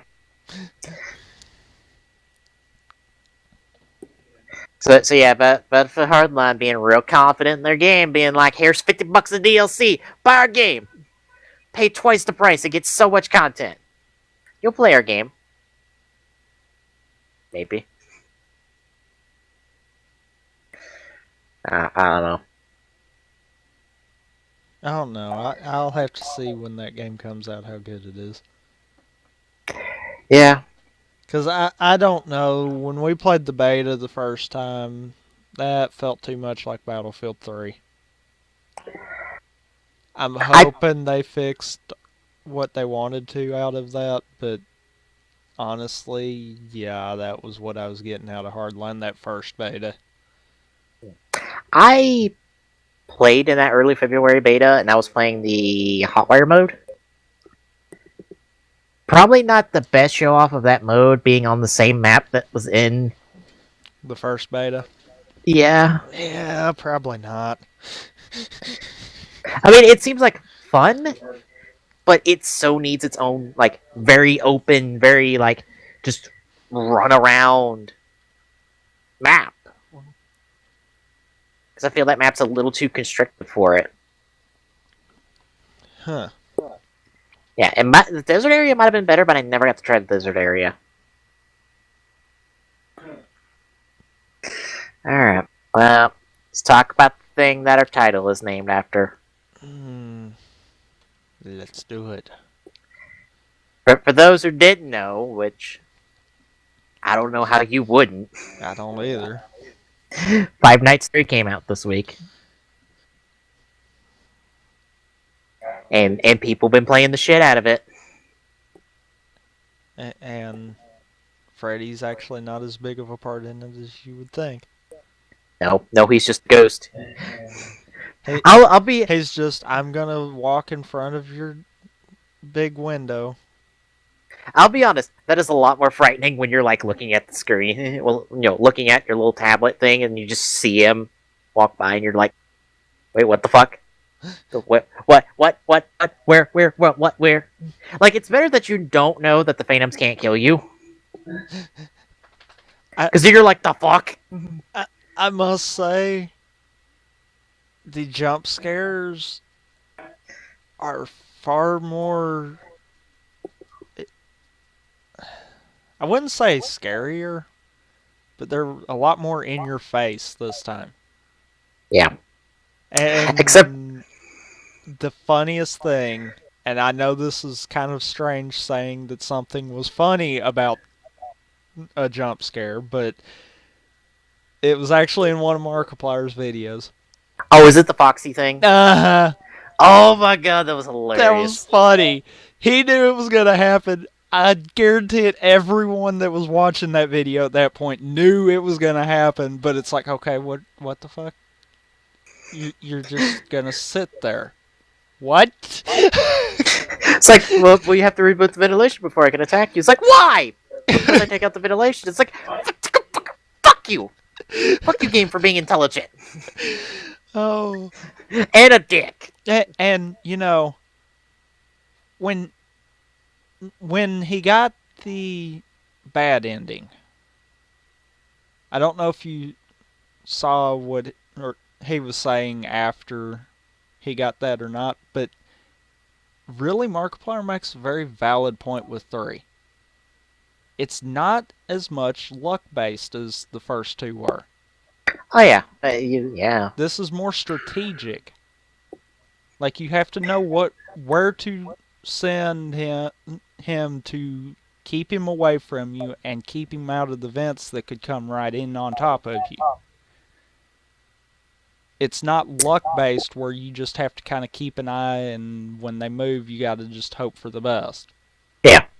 So that's why one of the cheats is radar. You can track him with one of the cheats. Oh God. Yeah, I think it's that. There's aggressive. There's know something. I don't know what know something is. I forgot it. And there's something else. I think there's like one where there's no phantoms. So it's just you and Springtrap Oh God. doing the duel. And there's like something else. I forgot what the other thing was. I bet that one ramps up Springtrap's difficulty. I would hope so, because I'm just like, okay, the phantoms like fuck with your systems, which cause you to be like, oh no, oh no, oh no, oh no, oh no. It's like I gotta hit this button. I gotta hit this button. I gotta hit it blind. Like Markiplier's doing multiple times. Yeah, but see, that gets back to that whole, like he was saying, this one's not luck based. He knew where Springtrap was before the system went off on him, so he could kind of predict where he could send him. Mm-hmm. And that's, I don't know, to me that seems a little weird. Why did he go to that extreme with this one? Well, this is supposed to be the end. Like, the end. Like, there is nothing after this. I guarantee this is it for 5 nights. Yeah. But that's one of those that it kind of, I don't know, it kind of strikes me weird that he would go with a more strategic one after the first 2 have been luck-based. Maybe because you aren't dealing with multiple animatronics now. You're only dealing with the one. Everything else is just a ghost. And it's more about the one-on-one duel between you and Springtrap. Yeah, but I don't know, it's... Of course, now, I've not played it. I've not played any of them. But to me, watching the videos Markiplier's done between all 3 of them, it looks like this one's by far the easiest. Oh, well, see, because you don't have stupid bullshit RNG involved. Yeah. That's why I'm like, I don't know. I don't understand the whole thought process of making this one strategic. Well, for those wondering what I'm saying is, I don't know if Scott said anything about this being the end, but I believe in the true ending of the game, the newspaper ad, the faded out parts were actually quotes from him talking about the development of Five Nights. Like, he talks about he had waking nightmares about Bonnie. Okay. About Bonnie after him. He's scared to piss out of his nephews, because he did up Foxy on the train ride to visit family, and they were the first ones to see Foxy. Oh God. Animatronics have always been like a part of his games unintentionally, and this was his last game he was going to make before he moved on to something else. Lo and behold, it's a success because things like that just happen. Ask Square Enix about Final Fantasy, and they will tell you that story all too well. Yep. And all of its multiple successors. Yeah. And to be honest, this game just it has this sense of finality to it. The fact that you come face to face with the guy who started this. Literally. And that is Purple Guy, in the form of Springtrap. You do the duel with him. And you do beat him. And the place burns down, and I would think he burns with it. Because I have to think that the reason that all the animatronics look burned is a sign that Springtrap joins them in burning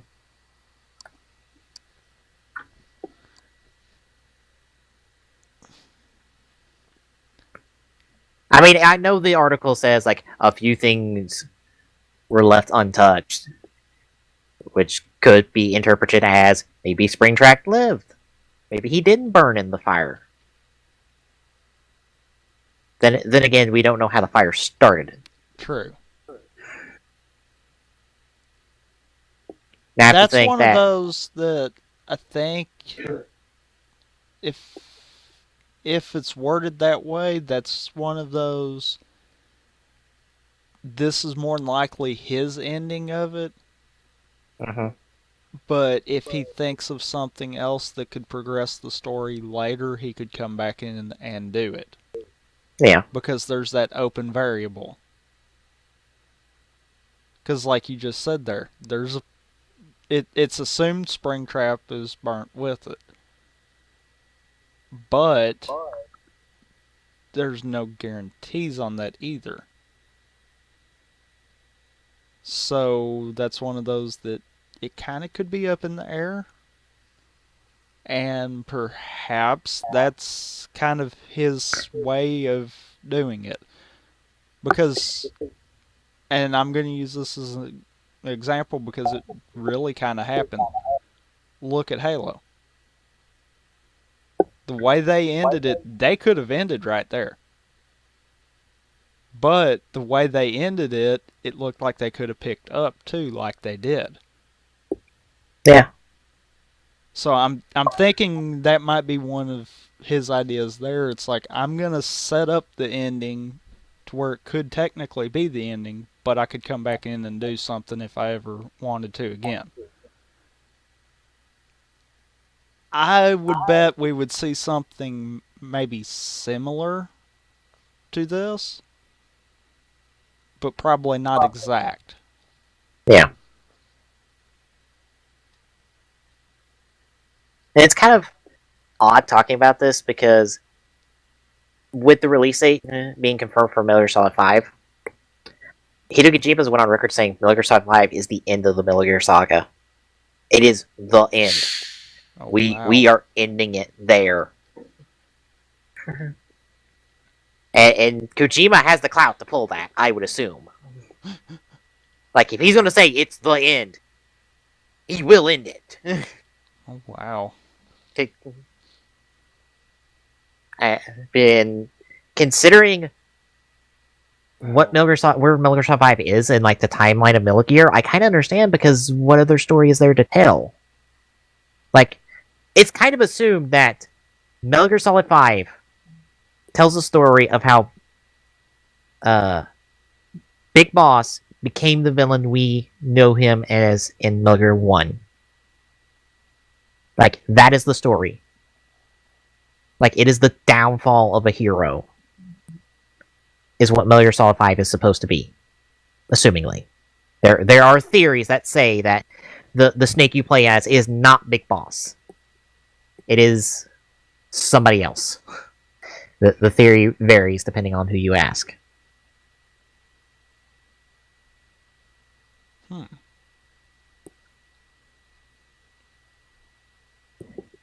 But I don't know.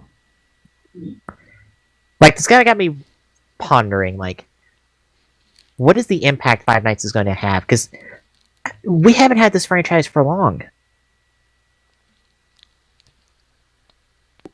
We've had this franchise for less than a year, and it's already over. That's kind of why I'm thinking we're going to see something else like this out of him. It's just not going to be Five Nights at Freddy's. Yeah. Honestly speaking, I could completely see something more in a reverse aspect. Like, have it, and I'm going to use 3 as an example because it's going to be the easiest, but have it to where you're moving around and checking stuff instead of just sitting in one room. Yeah. Kind of have that first person horror concept to it. But it still be similar characteristics of how this is. I could see something like that working too, and this kind of just being the tip of the iceberg. Honestly, I kind of think this is going to be the end of this one, but I don't know what he's going to be doing. Yeah. And quite frankly, he figured out how to get something popular with Five Nights at Freddy's, so I wouldn't be surprised if he did something similar to it. Yeah, this game series first came out in August of last year, and it's now over in March of the next year. It's not been that long. Yeah. It, It's made, what, the 7-month mark? Barely. yeah, I would say so. And it's just weird thinking about that. It's like, this franchise has come and gone so quick, and it was so popular, and it's come so quick by choice. It didn't die a quick death. It lived, and it's like, that's over. And I was just, and it leaves with questions, and I'm sure will be like pondered over for quite some time. But I'm left wondering, at least for me, like what's going to be the legacy of this game or the series from here on out. It's at least got its fingerprint in video game history, kind of deal. Because look at all the clones that came out of it too. Yeah. I mean, I know Markiplier touched on a couple of them, but I know that has to be a tip of an iceberg. Because when you've got something this popular, you're gonna have a metric ton of different kinds of clones.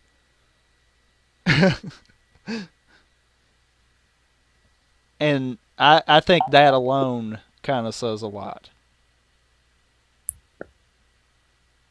And you never know. You might wind up with a big developer that decides, hey, you know, that actually was a good idea.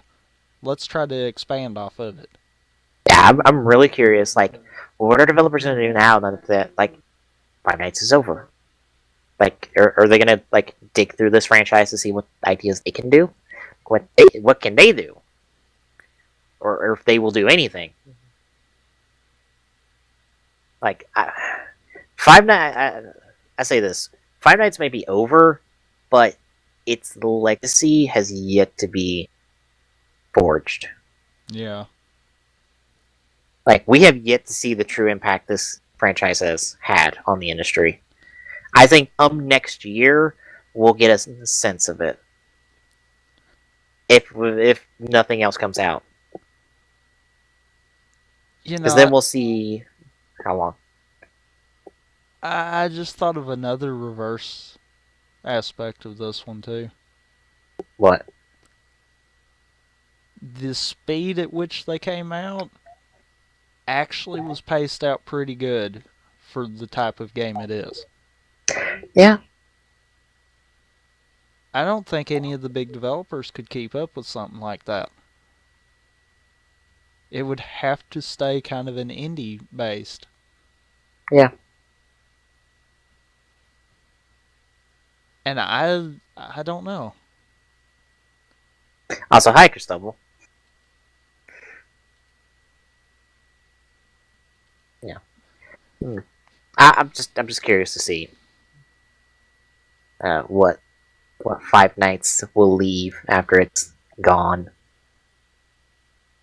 It'll leave something big, that's for sure. Yeah. The question is what? All right. Well, shall we talk about releases? Releases and quick draws? Yep. I say give me just a second. There's not really anything big coming in these next couple weeks, in all honesty. Nothing like super big.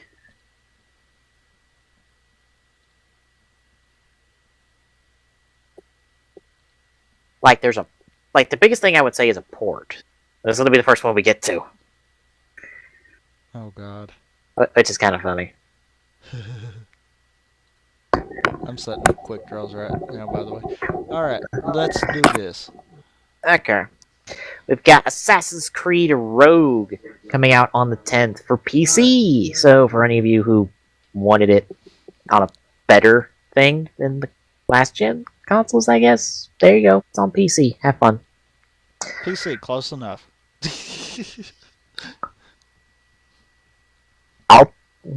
Atelier Shillelagh? Alchemist of the Dusk Sea coming out on the 10th for PS3. The fuck? Don't even. Anime RPG thing. I'm sure Searching for Renault will have fun with that because I think he's into those games. Mushroom Men Truffle Trouble coming out also on the 10th for PC. I don't even. Sick Bricks coming out on the 12th for Android and iOS. At mobile game, have fun with that. LA Cops coming out on Xbox One on the 13th. Looks like some parody game, maybe. I don't know. DMC Devil May Cry Definitive Edition coming out on the 17th for PS4 and Xbox One. So we can all re-experience the Devil May Cry game that sent the internet into a shitstorm. Oh, God. I had a friend of mine break it down, even to a mechanical level, why that game is shit compared to the originals. We're talking down to frames. Jeez. So, yeah. he's a big fan of the Devil May Cry series, so he was like, he's huffing mad about that. Granted, he would also get huffing mad if I mentioned Inuyasha. Which I love mentioning that to people who hate that fucking series. Well, look, I know it's probably not the best series in the world, but I love to troll people with it. We might bring it on TGSR one day, just to be like, okay, here's 2 episodes of Inuyasha. Oh, God. It's You'll not do that, and then you'll have Glock that'll decide he wants to do that as a whole season. Oh, I'm probably not. To be honest, from the episodes I've seen, it's honestly more boring than bad. I think it's a little overhyped for how bad it is. Ah. A little bit. I think it's kind of the same problems with Twilight. The problem is if you think too much of Twilight, you start to see all the problems in the world. But if you're just watching it, it's not that bad. It's the same with Inuyasha. If you start really digging into Inuyasha, it starts to become worse. But if you're just watching it, it's not bad. It's just kind of bleh. Because nothing's really overt in its terribleness. At least from the episodes I've seen on Toonami. And it was just random episodes. Plus, I would think Zexa would kill us before Inuyasha would. Maybe. Really? We're freaking doing Zaxel. I know. We can watch a whole season of both shows. We could probably trudge through Inuyasha. We'd just be bored by the end of it.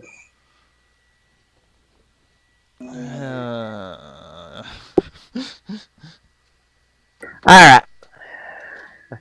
Back to releases. Oceanhorn, Monsters of Uncharted Seas, coming out the 17th on PC. Fruit Ninja Connect 2 coming out on the 18th for Xbox One. Yay, I don't care. Actually, shouldn't that be Fruit Ninja Connect 2.0? Yes, but unfortunately Microsoft doesn't acknowledge our jokes. Or any jokes. And finally, Trapped Dead Lockdown, coming out on the 20th for PC. I assume it's a horror game. Nope, it's probably a military game. Oh no, it's a zombie shooter. Fantastic. I don't care. How funny is it that zombie games are considered their own genre anymore? I blame Cabo. I blame Fish. Yeah, but you know what's bad? Should they not technically be horror games? Yes. Yet we've managed to create a classification simply for them. To be honest, I saw a really good horror game get played by Pro Jared. I forgot the name of it. Let me Oh look it up. God. It was good. The name just apparently wasn't that good. Let me see. What was it? Stairs! That's what it is. Yeah. I feel like I've heard that one before. I've mentioned to you before. That might be why then. But, like, if you want a really good horror game, that's it. Like, that game fucks with you. Oh yeah, you did mention that to me. And it's so subtle with it. Like, it's, like, Pro Jared, like, visually and audibly expresses the perfect reaction that you can have with this game. As you just have that slow realization of, oh, wait, oh.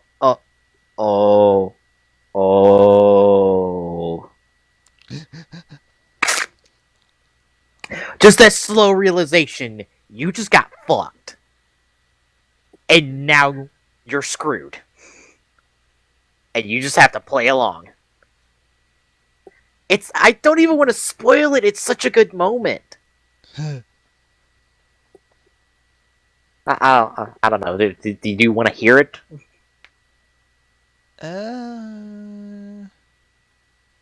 Why not? Okay, so spoilers for Pro Jared Plays' Stairs video. Okay, it's an indie horror game. Okay. Now, in this game, you have a camera that you can take pictures with. Now, up on the wall of one of the rooms is a map of the area. So, obviously, take a picture of it, you can pull up your camera, you got a map. So you have to go to this one room that's in, like, the back of this area. So you go there, and there's nothing there. You know, there's nothing for you to do, nothing you to interact with, and you're like, okay, guess I just go back now. So you go back out, and you go to this hallway, and you just see something standing towards the end of the hallway. And you're like, hi? It's doing nothing, it's just standing there, being all ominous and whatnot. And you walk forward, lights go out, lights come back on, monster's gone. You know, classic. Right. And then you walk forward, and you're like, okay, I gotta go to this next room. So you're like, you pull up your map, you see that it's this room, like, number and letter. And these room number and letters are above all the doors, so you know where to go. So you walk down the hallway, you turn left and turn right, like you're supposed to go into the room. And then you realize that's not the room. And you're like, wait a minute. And then you back out, and then you look up, and you see that's not the letter and number combination. And then you look at your camera, and you're like, that's down here. But the hallway's the same. But the room's changed. And then you just have this small moment of like, wait a minute. Wait, what just happened? Nothing signifies it. Nothing. Like, that doesn't even the monster just signifies it, because it's a little while after you see the monster, and you're just like, okay, then you just walk down the hallway. And then all of a sudden, you're like, standing at this crossroad of hallways, and there's these chairs surrounding it. There's only one way in. Like an intervention circle. Then you walk in, the chairs move, and you just walk forward. You just keep walking. And you end up back in that room you were in before. And then you walk out. And now everything's fine. The game fucks with you! Huh. It doesn't do it with, like, music or noise or anything. It's just, like, it gets you so turned around. It gives you this clue of, like, hey, take a picture, use the map, and then it rips that away from you. And makes it useless. And it's like... And it just sets you up to be like, wait a minute. And at the end of the demo, because this is just a demo, per Jared's like, you end up walking around, you end up back where you started. And you're like, but I'm back at the stairs I were at. So you're walking up the stairs. And then you just see these, like, black clawed hands come around the screen slowly, and it just cuts to black, and the demo's over. Huh. Like, it was really good. Like, there's all the tension in the world there. I'm just like, this is a really good horror game. Like, Markiplier should play this. Fucking Purge Aerito was telling people, like, go tell Markiplier about this. He would really love this. I would love to see Markiplier play this, because I'm just like, I'm sure he would have the perfect reactions to this. Granted, they would be very over-exaggerated, especially when he hits the part of, like, what? Imagine him, like, flipping the fuck out. I was just like, wait a minute, but I'm not. Yeah, because I've noticed he does go a little overboard sometimes. He goes overboard in a comedic way, and that's what I True. can at least enjoy. Yeah.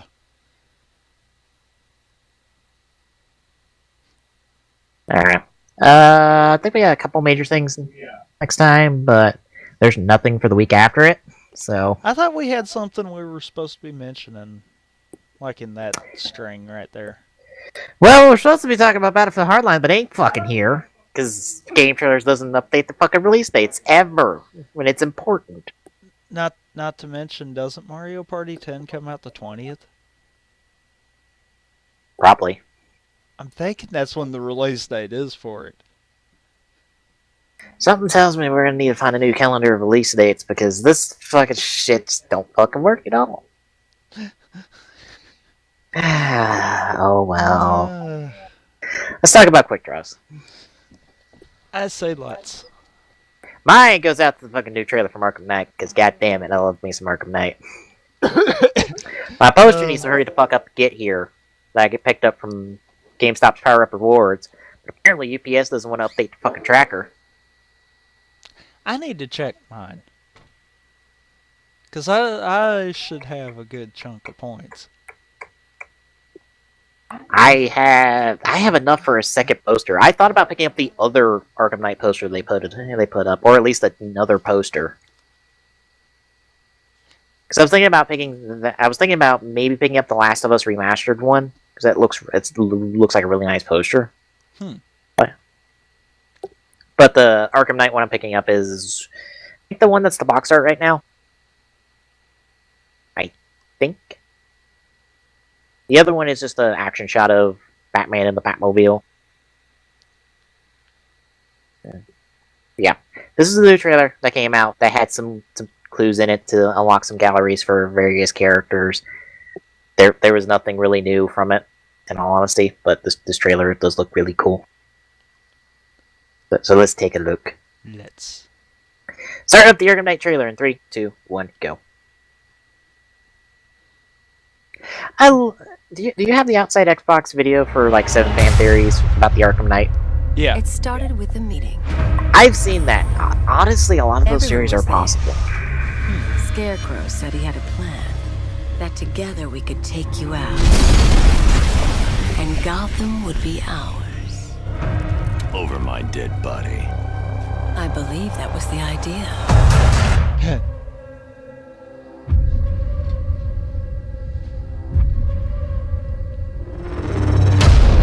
Remnants of Gotham, I have messages for you all. To the vandals who stayed behind to pick the still warm flesh from Gotham's bones. Have your fun. You are under my protection. To the cowards quaking behind the police department's walls, you will not be spared. And to Batman, I have already won.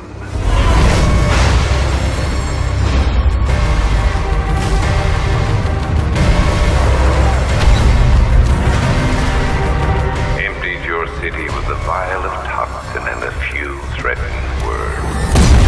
That's how little the safety you provided was worth. And when the dawn comes, when Gotham lies in ruin and gaze to the world beyond. The legend of the Fat Man will be worth nothing at all.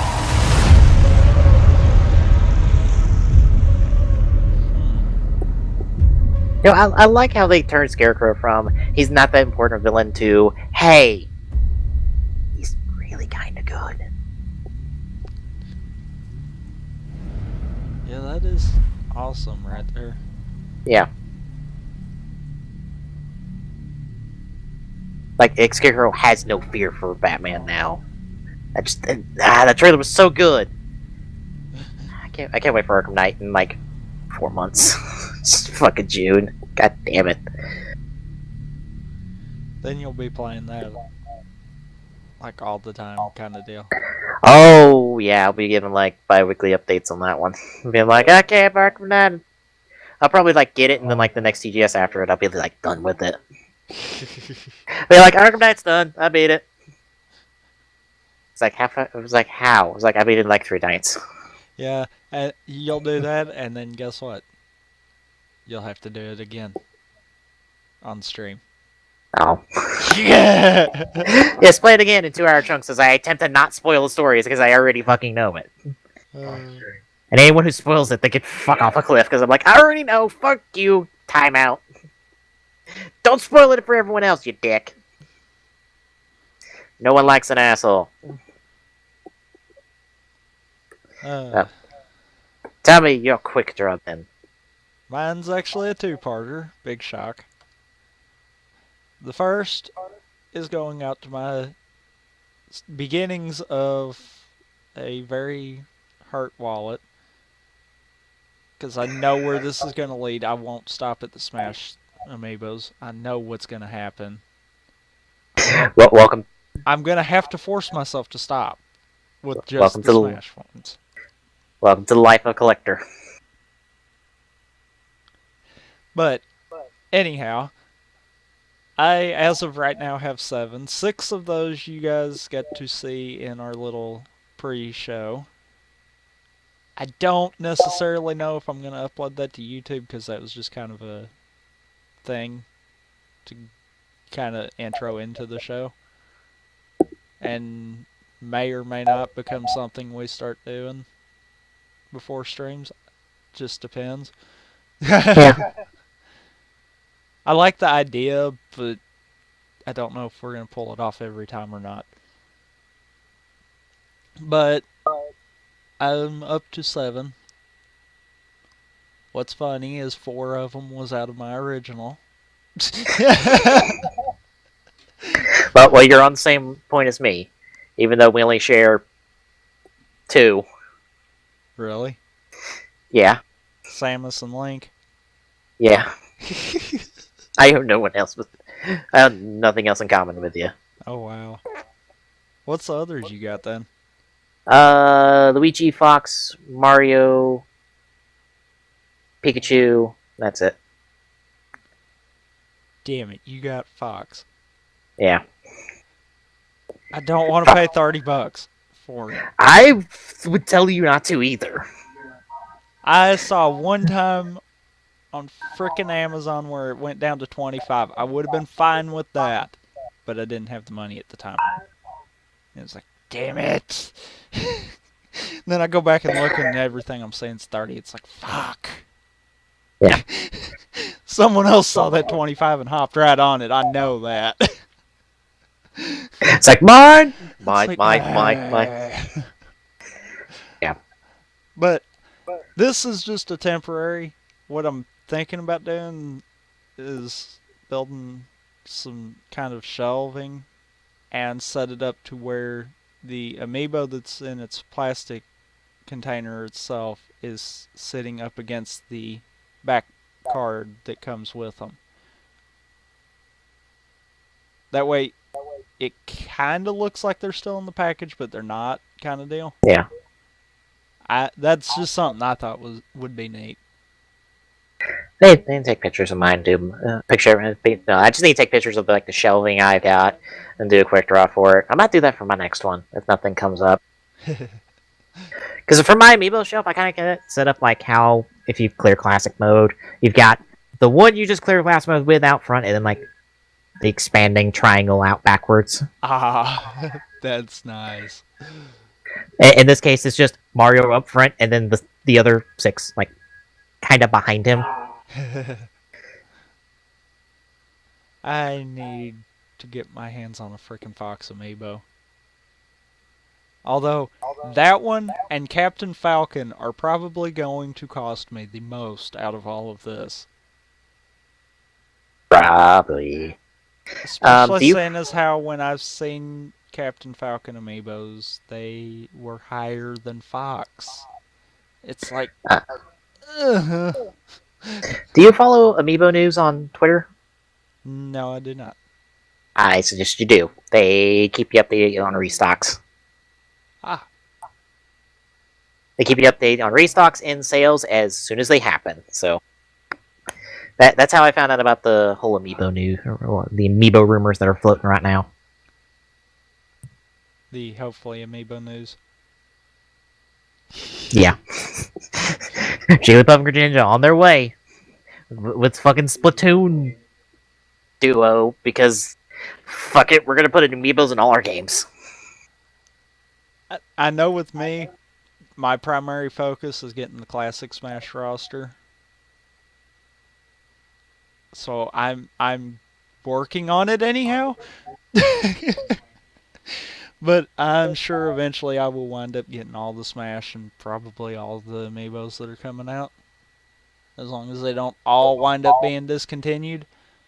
I would think Nintendo would smarten up at some point. I hope they do. Because I think what the problem boils down to is they factored in the people that own a Wii U and a 3DS that actually could use these amiibos usefully. Mm-hmm. But they failed to factor in the collectors that would be willing to collect anything. Yeah. And the people that would more than likely be buying these figures because they played the games when they were younger.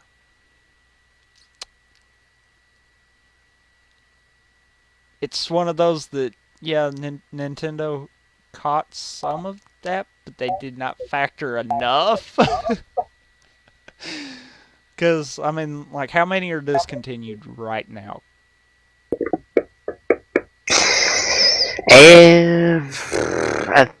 Not the Holy Trinity, because I think Villager and someone else are coming into stock. I think European side? Yeah, European side. So Villager's not going to be that rare coming soon. Hopefully. Something else. I know there's like three getting restocks in another region. So they're going to be fine. I know I'm wanting to say there's like 3 or 4 that are definite discontinues last I saw, and then there was like 3 or 4 more that were questionable. Like, Target was reporting that Link and Kirby were kind of going to be out of stock for a while. I literally just today got the email from Walmart saying that they got more Samus amiibos in. And I had a hard time freaking finding Samus.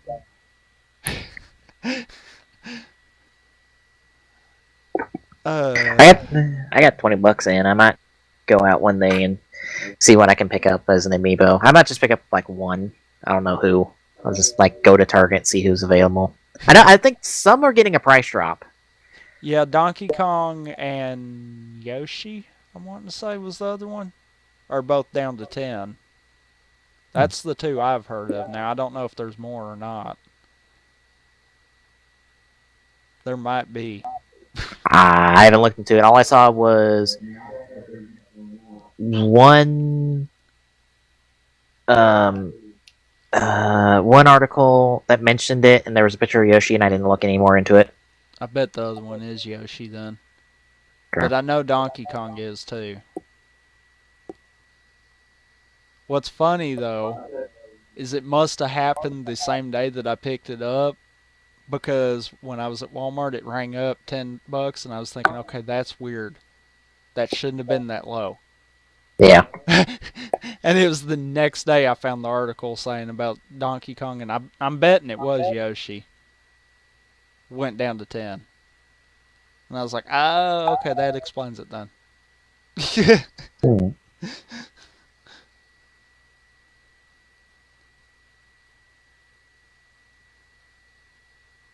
I'm going to look that up now because I'm thinking it was Yoshi.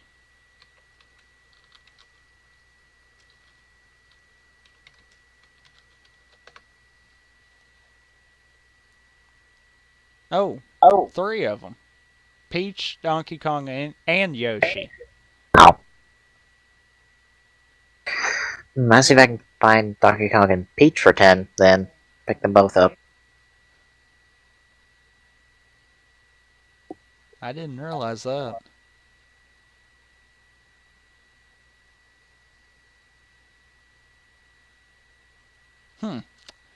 But, yeah, that takes care of that part of it, unless you've got anything else to add. Nope. Okay. The other is going out to something that we are opening, and that is the Game & Saloon Network. I have done an article over on tgsnetwork.org, kind of doing a little intro to it. I'm calling it open beta right now simply because it is not 100% complete, but it is functional. And I kind of recommend anyone watching this to go make them an account over there and just kind of look through and give thoughts on what you think needs to be changed, added, whatever. Obviously, I'm not going to do every change that gets mentioned, but it'll at least be stuff we'll look at and decide from there. I also mentioned in the open beta something about our current site. It will be getting a rework. I already had that in mind. It's going to be a little easier on the eyes by the time I'm done with it. But that's not going to be anytime soon, I have a feeling. But yeah, I just kind of wanted to point that out. All of our current stuff is over there, and we are going to keep updating it just the same as we are the other sites. So it's not going to be one of those that this one's going to get left in the dust to the main site. But yeah. Yeah. Also, if you go looking and you don't see Drive 20 on there, it will get posted in the next couple days on the site. I'll be double posting R&Rs on both. I might do the network first just to give a little bonus of like, hey, go to the network, and I might link the network on my Twitter. Just because the auto tweet is for the main site. Yeah. Yeah, right now the auto tweet is main site. But that will shift over once I kind of get to the point of wrapping the open beta up. Okay. Obviously, I'm not going to go into the pages, but Rampant Gaming, Monday Mayhem, and our SWOTOR stream, all three have their own pages on the network. I know Rampant Gaming and Monday Mayhem I was kind of tying all together on the main site, but I'm going to split them all up to make it easier. Yeah. And I forgot to make the banner for Adventures in Old Republic. I'm dumb. I don't know why. It's not too big of an issue. I didn't sit down and do it. But if you go on any of the pages, I am going to point out a little neat fact. It will list the playlist, and I apparently have to update it every time we add an episode to the playlist because YouTube cannot give me an embed code for the whole playlist. It goes from whatever video I'm on, even though I tell it to do the start of the playlist. But when we're not streaming on those nights, it will show the playlist for, like I'm on the SWOTOR one, it has the SWOTOR playlist there. Yeah. On Tuesdays, when we go live, this page right here will actually change to have the title of the stream as well as the stream and the chat on this page. Mm-hmm. And I've got it set up to where it only does it at the times we're streaming. So that's actually an improvement over the other site. Yeah. But that's to do two things. One, it's to kind of ease up the pull that the browsers would have to do to pull not only the Twitch stream, but the archives under it, as well as make it easier for everyone to follow along with what's going on, since we use the Twitch for multiple shows. Yeah. Although I will say, I like the picture you put in for the Arc 5 article.